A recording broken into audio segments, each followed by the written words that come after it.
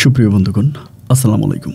দূরের কাছে দেশে অথবা দেশে বাইরে থেকে কলিজার বন্ধুরা ঠিক এই মুহূর্তে যেখান থেকে বাস্তব জীবনের গল্প শোনার জন্য আমার সাথে জয়েন করেছেন আমি আপন। আর যে আপন জীবনের গল্পের 885তম পর্বে আপনাকে বরাবরের মতো স্বাগতম জানাচ্ছি। বন্ধুরা, আজ আমি আপনাকে শোনাবো খুলনার ছেলে মোহাম্মদ অপুর জীবনের হৃদয় কাঁপানো চরম প্রতারণামূলক, আমি আবারও বলি চরম প্রতারণামূলক এক বাস্তব জীবন কাহিনী। বন্ধুরা, আজকের গল্পের টাইটেল যে সুন্দরী মেয়েকে বিয়ে করে হয়ে গেলেন হিজড়া। কথাটা শুনে হয়তো অনেকের মুখে হাসি ফুটেছে। না বন্ধু, এটা মোটেও হাসির কোনো গল্প না। এই গল্পটাই এমন একটা জীবনের গল্পের অনুষ্ঠানে আমি অনেক প্রতারণার গল্প প্রচার করেছি প্রিয় বন্ধু, কিন্তু আজকের এই গল্পটা সত্যি এক তাজ্জব বাস্তব জীবনের গল্প। আপনি পুরোটা গল্প শুনলে অবাক হয়ে যাবেন। এবং এই গল্পের মাঝে কিছু পত্রিকা ব্যবসায়িক যারা নিউজ পেপারে বিজনেস করে, এদের মুখোশটা উন্মোচিত হবে। আসলে কি বলবো, আমি নিজেও ভয়ে আছি বলবো না, আসলে জন্মিলে তো মরতে হবেই, একটা সময় মারা যাব। তো বৎসর খানেক আগে বাংলাদেশ সহ সৌদিয়ান একটা বড় কোম্পানির স্টোরি প্রচার করেছিলাম, কোম্পানির এগেনস্টে স্টোরি প্রচার করেছিলাম। এবং ইনারা বলার পর আমি ভিডিওটা দেখলাম, প্রায় 5 বিলিয়নের মতো দেখলাম যে ভিডিওতে ভিউ হলো। তারা প্রতিনিয়ত হুমকি দুমকি দিয়ে যাচ্ছে যে স্টোরি ডিলিট করার জন্য, এবং এটা প্রচার করেছি যার জন্য ওদেরকে সরি বলার জন্য, প্রতিনিয়ত হুমকি ধুমকি ইমেলের মাধ্যমে দিয়েই যাচ্ছে, অনেক কিছু করে ফেলবে। তো যাই হোক, চাইলেও করতে পারে, কারণ আমি তো আর পুলিশ সিকিউরিটি নিয়ে রাস্তায় চলাফেরা করি না। দোয়া করবেন যাতে আপনাদেরকে আরও গল্প শুনিয়ে যেতে পারি, যাতে অন্তত আমার গল্পগুলো শুনলে আপনারা বিপদ থেকে মুক্তি পান। শুরু থেকে শেষ পর্যন্ত গল্প শোনার জন্য অনুরোধ, এবং গল্প শেষে খুলনার ভাই অপুকে আপনার মতো করে একটা মন্তব্য কমেন্ট বক্সে লিখবেন। ধন্যবাদ সবাইকে। সম্মানিত বন্ধুগণ, আসসালামু আলাইকুম। আমার নাম মোহাম্মদ অপু, আমার বাড়ি খুলনা। বন্ধুগণ, আমি আমার জীবনের গল্পটা শুরু করার শুরুতে আপনাদেরকে আমার পরিবারের বিষয়ে জানিয়ে রাখি। আমার পরিবারে আমি আছি, আমার বাবা আছে, মা আছে, তাছাড়া রয়েছে আমার দাদা দাদি সহ আমার একজন জেঠু। এছাড়া আমাদের পরিবারে আরও সদস্য রয়েছে, আমার বড় একটা বোন সহ আমার ছোট 3টা ভাই। আমরা টোটাল 5 ভাই বোন। খুলনা শহর থেকে অনেক দূরের কোনো এক ছোট্ট গ্রামে আমাদের পরিবারে ছিল এক নিম্ন মধ্যবিত্ত এক সম্মানিত পরিবার। আমার বাবা পেশায় একজন শিক্ষক। আমি যে স্কুলে পড়াশোনা করি, আমার আব্বা সেই স্কুলেরই একজন শিক্ষক, নাম করে একজন শিক্ষক। এবং আমার বাবার অনেক ছাত্রছাত্রী আছে যারা বাংলাদেশের বিভিন্ন বড় বড় র্যাঙ্কগুলোতে চাকরি করে। আমার আব্বা শিক্ষক হিসেবে আমাদের এলাকাতে অনেক পরিচিত একজন মানুষ। সবাই আমার আব্বাকে অনেক শ্রদ্ধা সম্মান ভালোবাসে। যদিও আমাদের ব্যাংক ভর্তি টাকা নেই, নিজেদের কোনো গাড়ি নেই, বাড়ি নেই, কিন্তু তারপরও এলাকার মানুষের কাছে রয়েছে আমাদের অগাধ সম্মান। শিক্ষক হিসেবে আমার বাবাকে সবাই অনেক ভালোবাসে। এমন করে আমার শৈশবের দিনগুলো কাটায়। আস্তে আস্তে করে বড় হচ্ছিলাম। আসলে প্রাইমারি স্কুলের শিক্ষকগুলোর চেয়েও হাই স্কুলে যারা চাকরি করে, হাই স্কুলের শিক্ষকগুলোর আর্থিকভাবে ওরা আরও বেশি দুর্বল হয়ে থাকে। কারণ প্রাইমারি স্কুলের শিক্ষকতা যারা করে তারা সরকারি, পুরোপুরিভাবেই সরকারি, কিন্তু হাই স্কুলে যারা শিক্ষকতা করে হাই স্কুলের শিক্ষকগুলো সরকারি না। যার জন্য দেখা যায় আমার আব্বার বেতনের পরিমাণ খুবই কম থাকে। অনেক কম টাকা বেতনে আমরা 5 ভাই বোন, দাদা দাদি সহ আমার মা রয়েছে, আরও সদস্য সংখ্যা, এই সমস্ত মানুষগুলোকে আমার আব্বার একেই বয়ে বেড়াতে হতো। আব্বার পক্ষে গোটা পরিবারটাকে সামান্য একজন শিক্ষক হয়ে চালানো খুব কঠিন হয়ে দাঁড়ায়। এবং আমার বাবাও যথেষ্ট পরিমাণের ন্যায় পরোয়ান একজন শিক্ষক ছিলেন। তিনি কখনো ক্লাসের বাইরে কোনো বাচ্চাকে প্রাইভেট পড়াতেন না। ক্লাসের বাইরে বাচ্চাকে প্রাইভেট পড়ানো কিংবা কোচিং করানোকে আব্বা মোটেও পছন্দ করতো না। আব্বা সবসময় বলতো যে এটা বাচ্চাদের প্রতি অনিয়ম, অত্যাচার করা, অবিচার করা আমার কাছে মনে হয়। কারণ বাচ্চাদেরকে আমি যদি কোচিংয়ে করাই, প্রাইভেটে পড়াই, তাহলে কিন্তু আমি তাদেরকে ক্লাসে খুব ভালো টিচিং দিব না। ক্লাসে খুব ভালো টিচিং দিলে কোনো বাচ্চা কখনো কোচিংয়ে কিংবা প্রাইভেটে আসবে না। এই জন্য আমার বাবা ক্লাসে খুব মনোযোগ দিয়ে বাচ্চাদেরকে পড়াইতো। ক্লাসের বাইরে কাউকে আব্বা কোচিং বা প্রাইভেট পড়াতো না। এই জন্য হেড টিচার সহ এলাকার অন্যান্য মানুষগুলো শিক্ষক হিসাবে আমার আব্বাকে গুরু মনে করত। যাই হোক, আমার আব্বাও তার সম্মানের সাথে তার শিক্ষা জীবন, তার কর্মজীবন খুব ভালো করে পারাপার করে আসছিল। এইভাবে সময়গুলো কাটতে কাটতে একটা পর্যায়ে আমি অনেকটাই বড় হই। আমি যখন ক্লাস 8-এ পড়ি, আমাদের এলাকার সবচেয়ে সুন্দরী একটা মেয়ে ছিল, যার নাম ছিল হচ্ছে আমাদের স্কুলে পড়াশোনা করত, যার নাম ছিল হচ্ছে লিলি। লিলি হচ্ছে আমাদের এলাকারই প্রাক্তন চেয়ারম্যানের মেয়ে। প্রাক্তন হলেও ওর বাবার অনেক দাপট। আমাদের এলাকাতে ওর বাবার অনেক জায়গায় সম্পত্তি। ওর বাবাকে সবাই অনেক ভয়ও পায়। ডাকু বললে ওর বাবাকে সবাই এক নামে চিনে। ডাকু চেয়ারম্যানের মেয়ে ছিল লিলি। অনেক বেশি টাকা পয়সার মালিক, বিত্তশালী পরিবারের একটা মেয়ে। ক্লাস 8-এ পড়া অবস্থায় আমি স্টুডেন্ট হিসেবে কিন্তু যথেষ্ট ভালো ছিলাম। আমাদের স্কুলে যত ছাত্রছাত্রী আছে, আমাদের ক্লাসে বিশেষ করে আমি সবার মাঝে খুব বেশি ব্রিলিয়ান্ট ছিলাম এবং ছোটোবেলা থেকেও পড়াশোনার প্রতি আমার অনেক বেশি টান ছিল এবং আমি প্রচুর মেধাবীও ছিলাম, যেটা নিজে মনে করি। কারণ ক্লাস 6 থেকে ক্লাস 8 পর্যন্ত আমার রোল নাম্বার একই ছিল। আমার বাবা শিক্ষক বলে বলছি না, অন্য শিক্ষকদের মুখেও শুনতাম যে আমি যদি পড়াশোনা ঠিকমতো করতে পারি, একদিন আমি এই স্কুলের নাম রাখবো, আমার নামে এই স্কুলটাকে সবাই চিনবে, এমন একটা ভালো জায়গায় আমি যেতে পারবো। তো ক্লাস 8-এ পড়া অবস্থায় আমাদের চেয়ারম্যানের মেয়ে, ডাকু চেয়ারম্যানের মেয়ে লিলি আমাকে প্রেমের প্রস্তাব দেয়। ওই সময় কিন্তু আপনার চিঠিপত্রের জামানা ছিল, আপনার মোবাইল ফোন ছিল না, মোবাইল ফোন ছিলই না। তো চিঠির মাধ্যমে ও আমাকে প্রস্তাব করে যে আমাকে ভালোবাসে। অন্য একটা মেয়েকে দিয়ে আমাকে চিঠি পাঠায় এবং চিঠিটা পড়ার পরে আমি খুব অবাক হয়ে যাই যে এত সুন্দর একটা মেয়ে, তাই ও আমাকে কী করে প্রেমের প্রস্তাব দেয়। আসলে ওর মতো মেয়ে যেই ছেলেকে প্রস্তাব দেবে সেই ছেলে এক কথায় রাজি হয়ে যাবে। কারণ ওকে ভালোবাসতে পারলে আমার কাছে মনে হয় যে দুনিয়াতে বসে চাঁদ পাওয়া যাবে। ওর প্রেমের প্রস্তাব পাওয়ার পরে ওর হাতের লেখা চিঠিটা যখন আমি পেলাম, আমার তখন এত ভালো লাগলো, আমার কাছে মনে হলো যেন আমি দুনিয়ার বাদশা হয়ে গেলাম। চিঠিটা খুব মনোযোগ দিয়ে পড়লাম, রাতের বেলায় চিঠিটার উত্তরও আবার লিখলাম, লিখে ওই মেয়েটার কাছে আবার দিয়ে দিলাম। লিলি আর আমি একই ক্লাসে পড়াশোনা করতাম, কিন্তু স্টুডেন্ট হিসেবে লিলি খুব বেশি একটা ভালো ছিল না। স্কুলের পিছনে ওদের বাড়ি ছিল, স্কুলের পিছনে হচ্ছে ওর বাবার বাড়ি বা এখানেই ও থাকতো। যাক, এমন করে চলতে চলতে ওরা আবার যখন প্রেমের রিপ্লাইটা দিলাম, দেন ও আবার আমাকে ওই মেয়ের মাধ্যমে আবার রিপ্লাই পাঠালো। এভাবে প্রায় সপ্তাহখানিকের মতো আমাদের দুজনের মাঝে চিঠিপত্রের মাধ্যমে কথোপকথন হচ্ছিল।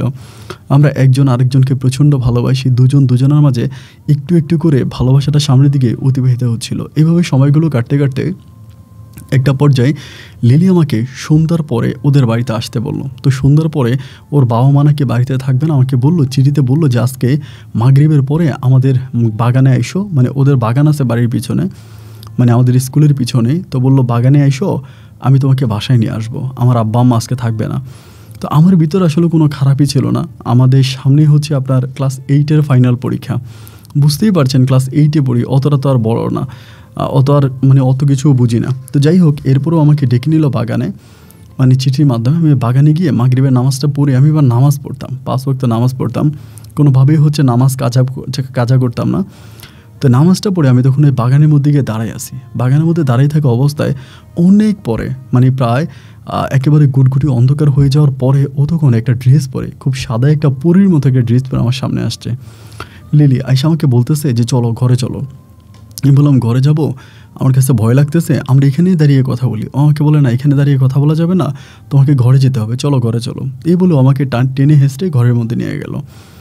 ঘরেতে গেলাম, ঘরে যাওয়ার পরে ও আমার সাথে কেমন জানি একটু অন্যরকম কোনো কিছু করার জন্য চেষ্টা করতেছে, যেটা আমি বুঝলাম। তো ক্লাস 8-এ যদিও পড়ে, ওর শরীরের গঠন বা ও দেখতে শুনতে মাশাআল্লাহ অনেকটা বড় হয়ে গেছে, বোঝা যায় যে যেন ওর প্রাপ্ত বয়স্ক বা বিয়ের বয়স হয়ে গেছে। কিন্তু আমি আসলে অতটা লম্বা টম্বা বা অত বেশি ছিলাম না, আমি খাটো ছিলাম, কিন্তু এমনি অনেক ফর্সা ছিলাম। আমার বাবা অনেক ফর্সা, বাবার মতো অনেকটাই ফর্সা হয়েছি, কিন্তু দেখলাম যে আমার সাথে কিছু একটা করার জন্য চেষ্টা করতেছে। আমার ভিতর তখন অনেক ভয় লেগে গেল যে এই ধরনের কিছু করলে বাচ্চা কাচ্চা হয়ে যায়, বেবি হয়ে যায়, আমি জানতে পারি। ও যেহেতু ডাকু চেয়ারম্যানের মেয়ে, আবার কি হয় না হয়, এই ভয়ে তখন আমি তার সাথে আর কোনো কিছু করলাম না। আমি তখন একটু কৌশল অবলম্বন করে আমি বললাম যে আমি আসতেছি, তুমি থাকো, আমি আসতেছি। এটা বলে আমি তখন ঘরের দরজাটা খুলে বেরোয় ডিরেক্টলি একদম সাইকেল নিয়ে গেছিলাম। সাইকেল চালিয়ে আবার বাড়িতে চলে আসছি। সারাটা রাত তখন ঘুমাইতে পারি নাই। ছোটো মানুষ তো, চিন্তা করতেছি যে এটা কী হলো আমার সাথে, আমি কেন চলে আসলাম, ও কি মনে করবে। যাই হোক, পরের দিন পুনরায় আবার স্কুলে গেলাম এবং পরের দিন স্কুলে যাওয়ার পরে ও আর আমার সাথে কথা বলে না। ও আমাকে বলে যে তুমি একটা প্রতারক, তোমার সাথে কথা বলবো না, তুমি আমার সাথে বেইমানি করছো, এটা ওইটা অনেক কিছু। যাই হোক, ওই সময় চিঠিপত্রের মাধ্যমে যতটুকু কথা হতো তার চেয়েও বেশি কথা হতো সরাসরি, কারণ তখন আমরা অনেকটাই ক্লোজ হয়ে গেছিলাম। এই জন্য বেশিরভাগ কথাগুলোই সরাসরি বলতাম। তাই আমি ওরে বললাম যে দেখো, আমি অনেক ভয় পাইছিলাম, এই ধরনের কাজ তো কখনো করি নাই, হঠাৎ করে এরকম একটা সিচুয়েশন হয়ে গেল, দেন আমি ভয়ে চলে আসছি, তুমি আমাকে মাফ করে দাও, আমি না অনেক সরি, ওকে এগুলো বলি। ও তখন আমার সরি টরি কোনো কথাই শুনতে রাজি নেই। ও আমাকে একটা কথাই বলে যে আমি তোমাকে অনেক বিশ্বাস করেছিলাম এবং বিশ্বাস করে তোমার সাথে এতটা ক্লোজ হয়েছিলাম, কিন্তু তুমি আমার বিশ্বাসের অমর্যাদা করছো, এটা ওইটা বলে মানে ওর মুখ থেকে যেরকমভাবে আসতেছে আর কি খারাপ ব্যবহার ও আমার সাথে করতেছে। যাই হোক আমি আর ওকে কোনো কিছু বললাম না, ও যেমনটি আমাকে বলে আমি তেমনটিই শুনে যাচ্ছিলাম। এমন করে সারাটা দিনও রেগেছিল। পরে সন্ধ্যার পর আমি তারে বললাম যে ঠিক আছে সমস্যা নাই, আমি আজকে আসবো। আমাকে বলে আজকে আমার আব্বা আম্মা চলে আসছে, আজকে আর এসে লাভ নাই। আমি বললাম ঠিক আছে আমরা বাগানে দাঁড়িয়ে কথা বলবো। ও বলে আচ্ছা ঠিক আছে বাগানে আইসো। পরে মাগরিবের পরে আবারও ভয়ে ভয়ে ওদের বাগানে গেলাম পরে ও তখন বাগানে আসছে মাগরিবের নামাজের পরে। তো বাগানটা একটু ঝোপঝাড়ের মতোই আছে, তো ঝোপঝাড়ের ভিতরে আমরা তখন বসে বসে কথা বলতেছি। একটা পর জো আমাকে বলতেছে যে অপু তুমি কি আমাকে একটা হেল্প করবা, এমন করে আমাকে বলতেছে। আমি তখন বলতেছি হেল্প করব মানে কিসের হেল্প? তখন কিন্তু আমাদের মানে ক্লাস 8-এর ফাইনাল পরীক্ষা চলে আসছে, মনে হয় একদিন নাকি 2 দিন বাকি, এমন একটা অবস্থা। তা আমি বললাম যে কিসের হেল্প করব? ও আমাকে বলে যে রাগ করবো না তো বললে? আমি বললাম যে না রাগ করবো না। কেন, কী হয়েছে বলো? ও আমাকে বলে যে তোমার আব্বার কাছে আমাদের মানে আমার আব্বা কিন্তু অঙ্কের ক্লাস করতো, মানে ম্যাথের টিচার ছিল। তো বলতেছে তোমার আব্বার কাছে অঙ্কের প্রশ্ন আছে, আমাকে একটু প্রশ্নটা দিবা, এমন করে আমাকে বলতেছে। তো আমি তখন বললাম যে আমার আব্বার কাছে অঙ্কের প্রশ্ন এটা কোত্থেকে, এটা তুমি কী ধরনের কথা বলতেছো? ও কিন্তু অঙ্কে খুব কাঁচা ছিল আর কি, মানে ম্যাথে অনেক কাঁচা, মানে ম্যাথটাও ভালো বুঝতো না। তারা আমাকে বলে যে তোমার আব্বা ম্যাথের একটা প্রশ্ন নিয়ে গেছে সাথে করে, আমি জানি। তাই আমি বললাম যে আমার আব্বা ম্যাথের প্রশ্ন নিয়ে গেছে, এটা তুমি সাথে করে জানো মানে কীভাবে জানো? আমার আব্বা কিন্তু খুব বিশ্বাস্ত ছিল, আমাদের হেড যিনি টিচার ছিল, হেড টিচার কাউকে প্রশ্ন না দিল আমার আব্বাকে এই প্রশ্ন দিয়ে দিত। আমার আব্বা যখন চাইতো মানে প্রশ্ন যখন আসতো গভর্নমেন্টের ওখান থেকে বা প্রশ্ন চাপে আসার পরে আমার আব্বা প্রশ্নপত্র নিয়ে যেতে পারতো আর কি, কিন্তু টিচার কিছু বলতো না। দেন আমাকে বলে তুমি একটু প্রশ্নপত্রটা আমাকে দিবা, তোমার আব্বা রুমের মধ্যে তুমি খুঁজলে পাবা। আমি তখন বললাম যে দেখো আজকে এত বছর ধরে আমি আব্বুর সাথে আছি, বাট আমি কখনো আব্বুর এগুলো খোঁজাখুঁজি করি না যে আব্বা কোথায় কী রাখে না রাখে, এসব আমি কখনো খোঁজাখুঁজি করি নাই, তুমি এটা কেমন কথা বলতেছো? ও আমাকে বলতেছে প্লিজ অপু তুমি আমাকে একটু প্রশ্নপত্রটা খুঁজে দাও না, খুব রিকোয়েস্ট করতেছে। তো আমি তো ভাই যখন ক্লাস 8-9-এ মানুষ রিলেশন করে তখন ওই রিলেশনগুলো হয় কি জানেন, যে এতটাই ইমোশনাল থাকে যে মনে হয় যে ভালোবাসার মানুষটার জন্য সম্পূর্ণ জীবন দিয়ে দিতে পারবো, মানে ও চাইলে ওর জন্য আমি আমার কলিজাটা কেটে ওর হাতে ধরাই দিব, এমন একটা অবস্থা। আমি তখন বললাম যে আচ্ছা ঠিক আছে সমস্যা নাই, তুমি যেহেতু আমাকে এটা বলছো আমি খুঁজে বের করবো। যাই হোক এরপরের দিন আমি বাড়িতে গেলাম, মানে রাতে বাসায় গেলাম। রাতে বাসায় যাওয়ার পরে আব্বা তো ঘুমিয়ে গেছে। সকালবেলা আবার ঘুম থেকে উঠে আব্বা আবার একটু হাঁটতে যায় আর কি, মর্নিং ওয়াক করতে যায়। আম্মা তখন আবার ওই রান্নাবান্না করতেছে, আমার বোনগুলো তখন সবাই যে যার মতো করে ব্যস্ত পড়াশোনা করতেছে।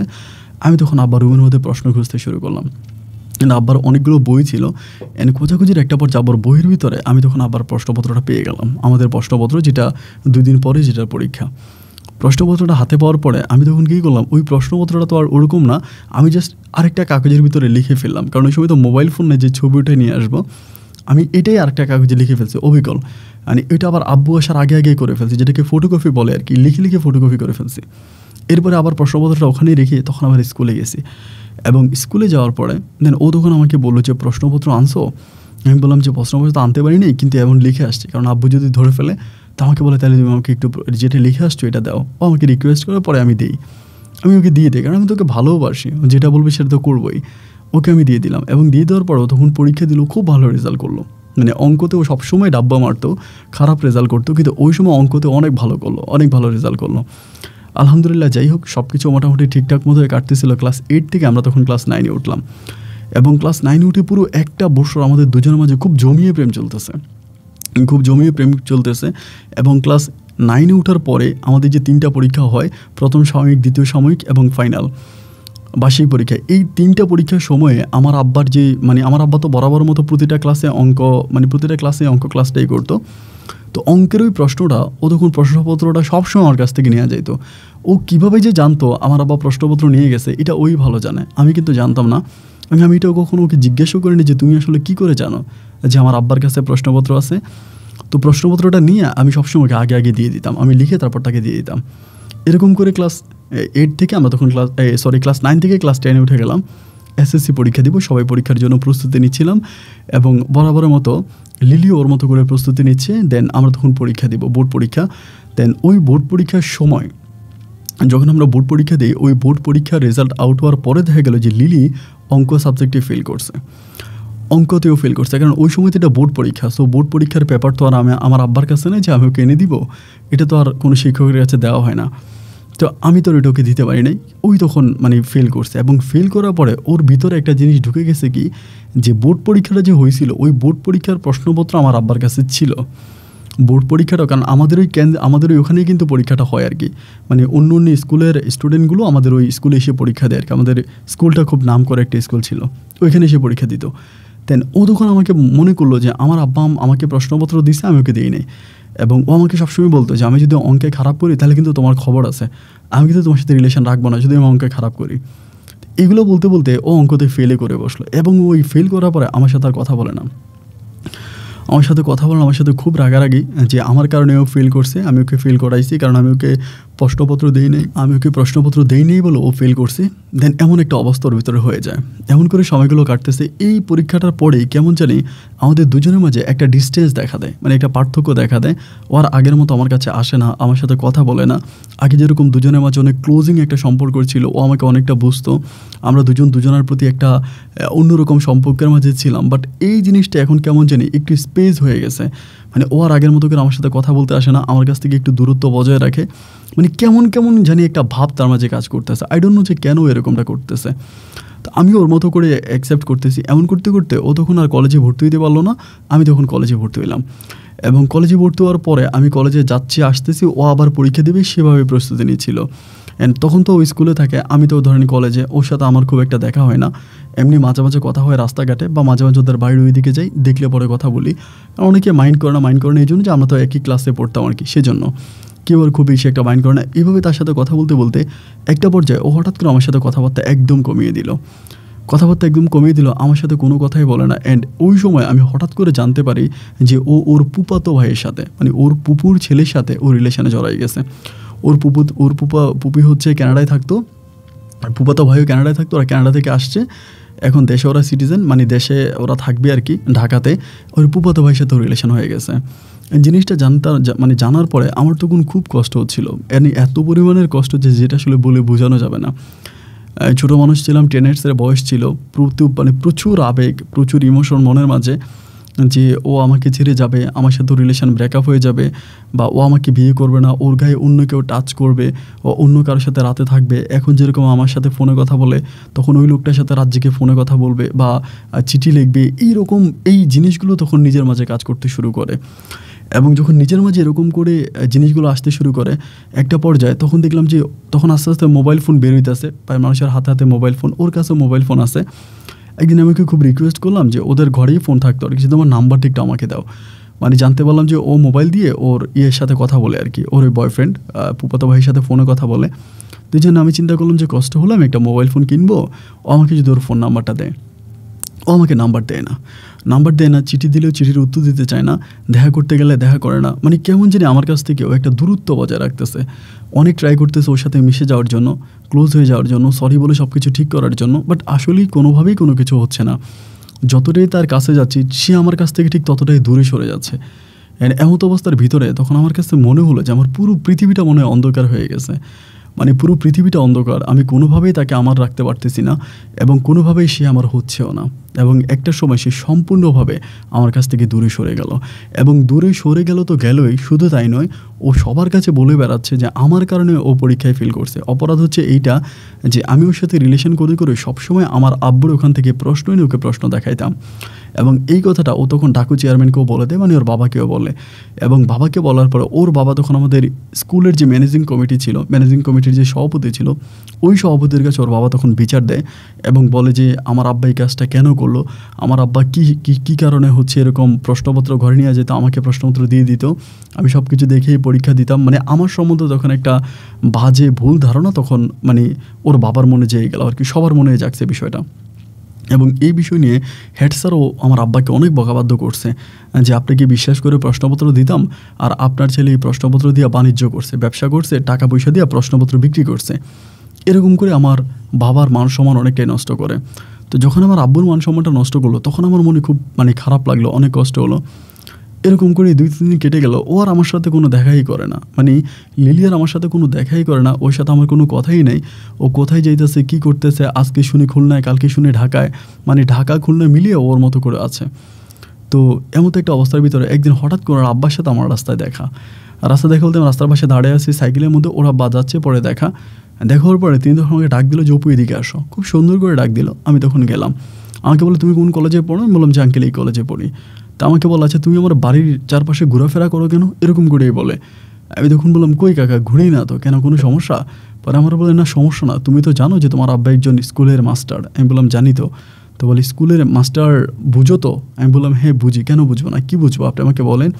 পরে বলে তোমার আব্বার স্যালারি কীরকম, তোমার আব্বার ব্যাকগ্রাউন্ড কী, তোমাদের ব্যাকগ্রাউন্ড কী, তোমাদের নুন আনতে পান্তা পুরায় জানো তো?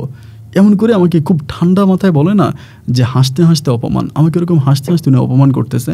আমার সাথে আমার আরও 2-3টা ক্লাসমেট আছে, ওদের সহ দাঁড়ায় আছি সবার সামনে। আমাকে এরকম হাসতে হাসতে বলে যে তোমার আব্বা তো যে টাকা বেতন পায় ওই টাকা তো আমার সিগারেট বিলিয়ে চলে যায় মাসে, এবং তুমি আমার বাড়ির আশেপাশে ঘুরো, কিসের আশায় ঘুরো? চাঁদ মানে ব্রাহ্মণ হয়ে চাঁদে হাত দিতে চাও?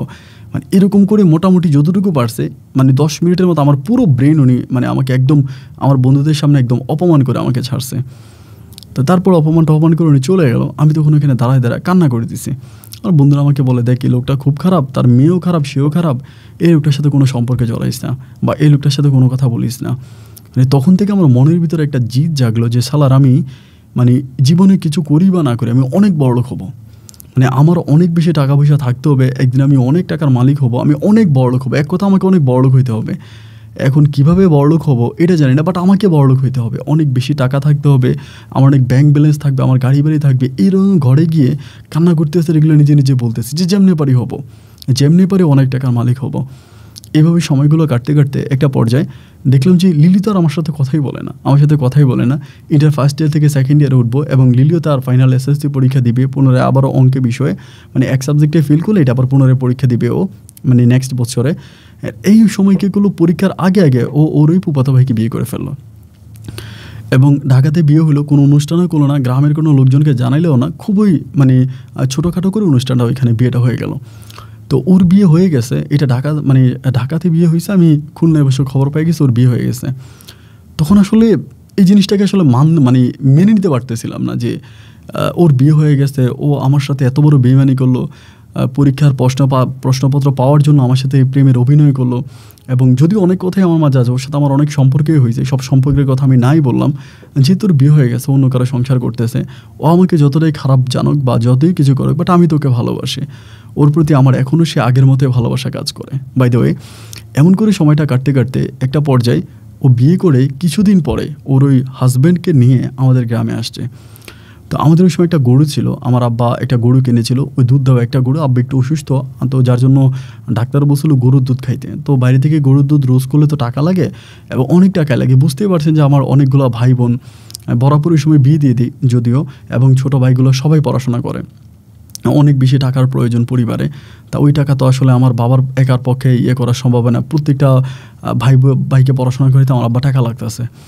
তো যাই হোক, এমন করে আমি তখন কী করলাম, যে গরুর জন্য ঘাস কাটতেছি গ্রামের বাড়িতে, সকালবেলা গরুর জন্য ঘাস কাটতেছি। এর মেঝে আবার ওই ডাকু চেয়ারম্যানের কিন্তু অনেক বড় একটা মাছের ফিশারি ছিল, অনেক বড় একটা ফিশারি। তো মাছের ওই ফিশারির পারে সকালবেলা আমি দেখলাম যে ও একটা লোকের হাত ধরে হাঁটতেছে। তো কায়ুম বলে একটা ছেলে আছে আমাদের গ্রামের, ও আবার আমার সাথে ঘাস কাটে, ও অনেক ছোটো আর কি। তখন যে কায়ুম এটা কে রে, চেয়ারম্যানের মেয়ে নাকি? বলো হ ভাই চেয়ারম্যানের মেয়ে। তাই বললাম চেয়ারম্যানের মেয়ে সাথে ওইটা কে রে? ওইটা চেয়ারম্যানের মেয়ের জামাই। আমি বললাম লিলি না ওইটা? বলে হ্যাঁ। তুই লিলির জামাইটাও? বলে হ্যাঁ। আমি তো ভাই যদিও কারো কাছে প্রচার করতে পারি না, কারো কাছে প্রকাশ করতে পারি না ভিতরের কষ্টটা, কিন্তু আমি ভিতরে ভিতরে মরে যাচ্ছি। আমি জীবনে কখনো সিগারেট খাই না, অথচ আমি এই টেনশনে পড়ে প্রচুর সিগারেট খাইছি, এবং ঠোঁটগুলোর পর্যন্ত কালা অঙ্গার করে ফেলছি। কারোর সাথে এই কথা বলি নাই, অনেক দিন ঘরের দরজা লাগিয়ে লাগিয়ে প্রচুর কান্না করছি। অ্যান্ড এই অবস্থার ভিতরে যখন হঠাৎ করে দেখলাম যে ওর হাজব্যান্ডকে নিয়ে এরকম কি মানে লীলা করতেছে আপনার দিঘির পার মানে ইয়াতে দাঁড়িয়ে, ফিশারি পাড়ে দাঁড়িয়ে তখন এটা আমি নিতে না পেরে আমি তখন একটু জোরে জোরে বলতেছিলাম যে কার কাছে কাম দিয়া কার লিয়া সংসার করো। এই কথাটাই বলছি যে কার কাছে ঘুমাইলা কার লিয়া সংসার করো, এরকম করে একটু জোরে জোরে বলতেছি। 2-3 বার বলার পরে ওর কানে মনে হয় কথাটা গেছে, যাওয়ার পরে ও তখন কী করলো, হাজব্যান্ডকে নিয়ে এখান থেকে চলে যাওয়ার পরে ডাকু চেয়ারম্যানের বাড়ি থেকে 5-6টা ছেলে আসছে, মানে ওর চাচাতো ভাই, জ্যাঠাতো ভাই, এরকম বাড়ির ভাই হয় না, এরকম অনেকগুলো এক বয়সে বলা পাই, সিনিয়র জুনিয়র মিলে অনেকগুলো, আমার সিনিয়র বা জুনিয়র এরকম মিলে অনেকগুলো আসছে। আমি তখনও কিন্তু ঘাস কাটতেছি আর কোনো কিছু বলি না। আইসা আমারে বলতেছে যে অপু এই তুই লিলির হাজব্যান্ড আর লিলির কী কইছিস রে, এরকম করে বলে। তাই আমি বললাম যে কই কী বলছি, আমি তো কিছু বলি নাই। এই কিছু বলি নেই, বলছি মাত্র ওদের সবার হাতে মোটামুটি ওরা মানে বাসা থেকে ওই প্রস্তুতি নিয়ে আসছে, কারো হাতে লাঠি এটা ওইটা মোটামুটি আছে, এই না আমার কুত্তার মতো পিটাইতে শুরু করছে এলোপাতারিকভাবে। তো মায়ের সহ্য করতে না পারে আমি তখন দিছি দৌড়, মানে ধানি জমি ছিল তো এই জমির উপর দিয়ে তখন দৌড় দিছি, দৌড় দিয়ে কোনো রকম বাড়ি পর্যন্ত আসছি। বাড়ি পর্যন্ত আসার পরে বাড়ির মধ্যে কিন্তু তাও ঢুকতেছি না, বাড়ির মধ্যে না ঢুকা আমি তখন ওই আমাদের এখানে একটা বটতলা আছে, বটতলার মধ্যে দাঁড়াই আছি। দাঁড়াইতে চিন্তা করতেছি কিরে ভাই ওরা আমার সাথে এরকম করতেছে কেন, মায়ের আমাকে দিল কেন দিল, মানে খুব তখন প্রতিশোধ নেওয়ার জন্য, মানে লিলির উপর আমি প্রতিশোধ নিব এমন একটা জিনিস মনের ভিতরে জাগলো যে আমি ওর উপরে প্রতিশোধ দিব। একটা পরে আমি তখন করলাম কি, মানে প্রচণ্ড রাগ হলো, রাগ হওয়ার পরে আমি কী করলাম, বিকেলবেলা ওই দুপুর কেটে গেল, আমি দুপুর বাড়িতেও যাই নাই, খাবারও খাই নাই, মানে ভিতরে রাগই কিন্তু ফাইটে যেতেছে শরীরটা, যে আমার এত বড় মারলো, আমারে নিজের হাজব্যান্ড নিয়ে লীলে কীর্তন করতেছে, মানে খুব রাগের উপরে। বিকেলবেলা দেখলাম কি ওই ঠিকই ওদের বাড়ির পাশে অন্য একটা মানে একটু জায়গার ভিতরে যেখানে বিশেষ করে আমাকে নিয়ে থাকতো আর কি, ওই জায়গাটার মধ্যে দাঁড়ায় আছে। আমি কিন্তু ওদের বাড়ির আশেপাশে ঘুরতেছি, মানে ওরে পাইলে আমি কিছু একটা করবো, হয় গিয়ে 2টা থাপ্পড় দিব, নাহলে কিছু একটা করবো, মানে ওই রাগে কিন্তু আমি ওর বাড়ির আশেপাশে ঘুরতেছি। পোলাপাইন দিয়ে আমার মারি খাওয়া হইলো, ওর হাজবেন্ড নিয়ে যে জায়গাটার ভিতরে ও আমাকে নিয়ে সন্ধ্যার পর আমার সাথে দেখা করতো ওদের বাগানে, ওই বাগানে ওর হাজবেন্ড নিয়ে ঘুরতেছে। আমি তখন ডিরেক্টলি গেছি, মা এটা আসরের পরে, যে আমি বলতেছি কী ব্যাপার লিলি ভালো আছো এমনি, পরে আমার বলে হ্যাঁ ভালো আছি, তুই ভালো আছোস? আমি বললাম ভালো আছে, কী ব্যাপার আগে তো এই বাগানে আমার সাথে রাত কাটাইতা, এখন জামাই লিয়ে ঘুরতেছো, দেখাইতেছো তোমার জামাই রে যে আমার সাথে বাগানের কোন কোন জায়গায় শুইতো বা কোন কোন জায়গায় ঘুমাইতা, কোন কোন জায়গায় থাকতা। এটা বলার পরেও তখন খুব খারাপ বয়সে একটা গালি দিয়ে এসে আমার কলার চেপা ধরে, ও কলার চেপা ধরে, আমি তখন ওরে মানে ধাক্কা মারি, ওর হাজব্যান্ড তখন এসে আমার ধরে, ধরলে আমার তখন রাগড়ে আমার হাজব্যান্ডে ঘুষি মেরে দিই, এবং ঘুষি মারলে হাজব্যান্ড রক্ত বাইরে যায়। আমি তখন ওইখান থেকে দৌড় দিয়ে মনে করেন আর বাড়িতে যাই না, কলেজে পড়ি ঠিক আছে, বাট অতটা আর ব্রেন বুদ্ধি নেই, বাড়িতে যাই না, যেহেতু ডাকু চেয়ারম্যানের মেয়ের জামাইরে মারছি ভয় তো আসেই।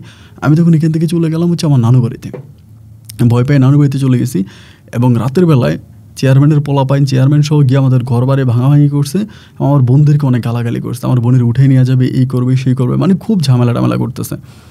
অ্যান্ড এরপরের দিন দরবার ডাকছে, আমি উপস্থিত থাকতে হবে, বাট আমি উপস্থিত ছিলাম না, আমি আমার নানু বাড়িতে। পরের দিন দরবারে আমার আব্বা তো স্কুলের মাস্টার, আমার আব্বাকে জিজ্ঞেস করলো যে মাস্টার সাহেব আপনি তো দীর্ঘ বছর মাস্টারি করেন বা এলাকার বাচ্চাদেরকে আপনি মানুষ করেন, তো আপনার ছেলে যেরকম অমানুষ হলো কীভাবে কী করলাম, মানে এটা আমার আব্বাকে জিজ্ঞেস করলো।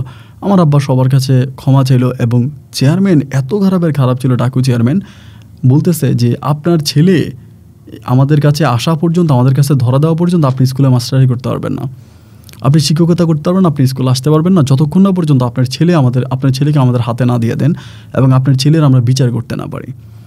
এই কথা বলার পরে দিন আমার আব্বাকে তখন আর স্কুলে আসতে দেয় না। স্কুলে আসতে গেলেই এলাকার মানে পোলাপাইন আছে না, ওরা আমার আব্বারে ধরে বসে, যেই তুই স্কুলে আসতে পারবি না, তোর স্কুলে আসা বন্ধ। আমার আব্বাকে খুব অপমান করে, তুই তাই করে। আমার আব্বা বয়স্ক একজন লোক, ওনার সাথে এরকম খারাপ ব্যবহার করে। আমি তখন আমার নানু বাড়িতে, কিন্তু আমার মা আমাকে বারবার বলতেছে তুই সাবধানে গ্রামে আসিস না, গ্রামে আসলেও তোরা মারবে, গ্রামে আসলে তোর ক্ষতি করবে, তোরে মারবে, তুই কিন্তু গ্রামে আসবে না, বাবা না ভালো, তুই গ্রামে আসিস না। আমার মা আমাকে এগুলো বলে। তো মা তো একটু বরাবর মধ্যে একটু ভীতুই থাকে, একটু মানে ভয় পাইছে যে তুই গ্রামে আসিস না, গ্রামে আসলে হয়তো তোর ক্ষতি করে ফেলবে, তুই আসিস না। আমি তখন এই নানু বাড়িতেই পড়ে আসি। এই নানু বাড়িতে থাকতে থাকতে আমার ইন্টারমিডিয়েট ফাইনাল পরীক্ষা, আমি ফাইনাল পরীক্ষাটা দিতে পারি নাই, এবং প্রায় 1.5 বছরের মতো আমি আর আসতেই নাই, কারণ আমার কলেজে গিয়া খোঁজে, এইখানে খোঁজে, ওইখানে খোঁজে। যদিও 15-20 দিন পরে ওই ম্যানেজিং কমিটির যে আছে, তিনি ওই চেয়ারম্যানের কাছে ক্ষমা চাইলো, বা চেয়ারম্যানকে বললো যাতে আমার আব্বাকে আসতে দেয়, তা নাহলে তো বাচ্চাদের পড়াশোনার ক্ষতি হচ্ছে। এরপর আব্বু আবার পুনরায় স্কুলে যাচ্ছে, বাট আমাকে খোঁজা শুরু করছে বাড়িতে, কলেজে, এইখানে ওইখানে। আমি তখন আমার পুরো নানু বাড়িতে লুকিয়ে আছি, পুরো প্রায় 1.5 বছরের মতো আমি পুরো লুকিত অবস্থায় ছিলাম। মানে মনে হয় যে একটা মার্ডার করে আসছি, একটা এত বড় খুন করে আসছি যে পুলিশ আমাকে খুঁজতেছে, এইটা মনে করে আমি তখন খুব লুকিত অবস্থার ভিতরে, অনেক লুকিয়ে টুকিয়ে কোনোভাবে আমি আমার দিনগুলো পার করতেছি। অ্যান্ড এভাবে সময়গুলো কাটতে কাটতে 1.5 বছর আমার পড়াশোনা পুরোই বন্ধ, আমার নানু বাড়িতে পড়ে আছি, মামাদের সাথে ঘুরতেছি ফিরতেছি খাইতেছি। আমি খুব মেধাবী ছিলাম, এবং আমার পড়াশোনাটা তখন ওখানে বন্ধ হয়ে গেল। তখন মনের ভিতরে এই জিনিসটা, একটা জিনিসে কাজ করতেছে যে চেয়ারম্যান যে আজকে এত ক্ষমতা দেখাইলো, কারণ একটাই, সেটা হচ্ছে তার টাকা আছে, যার জন্য সেটা করলো। এবং তার মেয়ে রূপ আছে, এবং রূপের কারণে ও রূপের আগুনে আমাকে অঙ্গার করে ফেলছে, বা আমার সাথে ওইগুলো করছে। তো শালার জীবনে যদি বিয়ে করি তাহলে অনেক পয়সাওয়ালা একটা মেয়ের বিয়ে করব, যার বাপের অনেক টাকা আছে এবং মেয়েও দেখতে সুন্দর। ভিতরে তখন এটা লালন করতেছিল যে যে মেয়েরই বিয়ে করবো ওই মেয়ে দেখতে যাতে লাখের মধ্যে একটা হয়, লাখের মধ্যে একটা সুন্দরী হইতে হবে এবং মেয়ের বাবার অগাধ টাকা থাকতে হবে।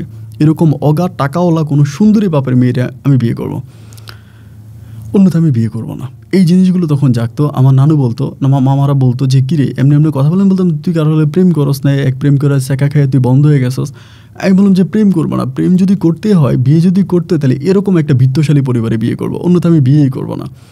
আমার জীবন আমি এমন করেই কাটাই দিব, আমার কোনো বিয়ের প্রয়োজন নেই। তো ওরাও তখন হাসাহাসি করে, ওরা বলো শেখা খাইছে, ওর মাথা মুথা খারাপ হয়ে গেছে, ওর সাথে কথা বলিস না, এটা ওইটা বলে আমাকে ওরা অনেক কথাবার্তা বলে। যাই হোক, আমি তখন আমার মতো করে আমার টাইম ওয়েস্ট করতেছি, আমার মতো করে আমি চলতেছি, কারোর সাথে আর খুব একটা কথা বলি না। এইভাবে মানে পারিবারিক অবস্থাও তখন মোটামুটি ভালো, বাট আমাকে তখনও খোঁজাখুঁজি করতেছে কোথায় পাবে না পাবে।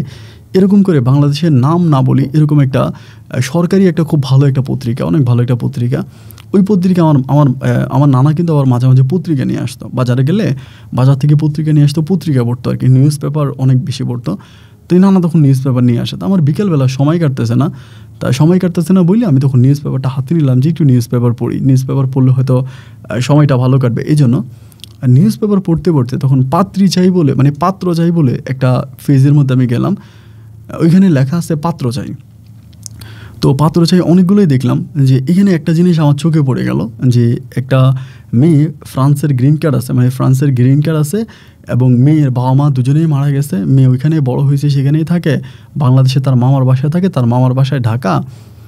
এখন এই মেয়েকে যদি বিয়ে করতে হয়, ছেলে শিক্ষাগত যোগ্যতা এসএসসি পাস হইলেই হবে, এসএসসি বা ইন্টারমিডিয়েট, কিন্তু দেখতে শুনতে ছেলেটা ভালো হতে হবে, নম্র হতে হবে, ভদ্র হতে হবে, এবং ছেলের ফ্যামিলি ব্যাকগ্রাউন্ড ভালো হইতে হবে। এরকম একটা ছেলে পাইলে তারা তাদের মেয়েকে বিয়ে দেবে।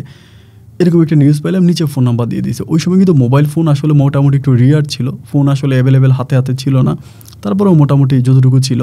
আমার তখন বড় মামার, আমার আম্মার চাস্তো ভাই হয় একই সম্পর্কে, কাশেম মামার কাছে তখন মোবাইল ফোন আছে।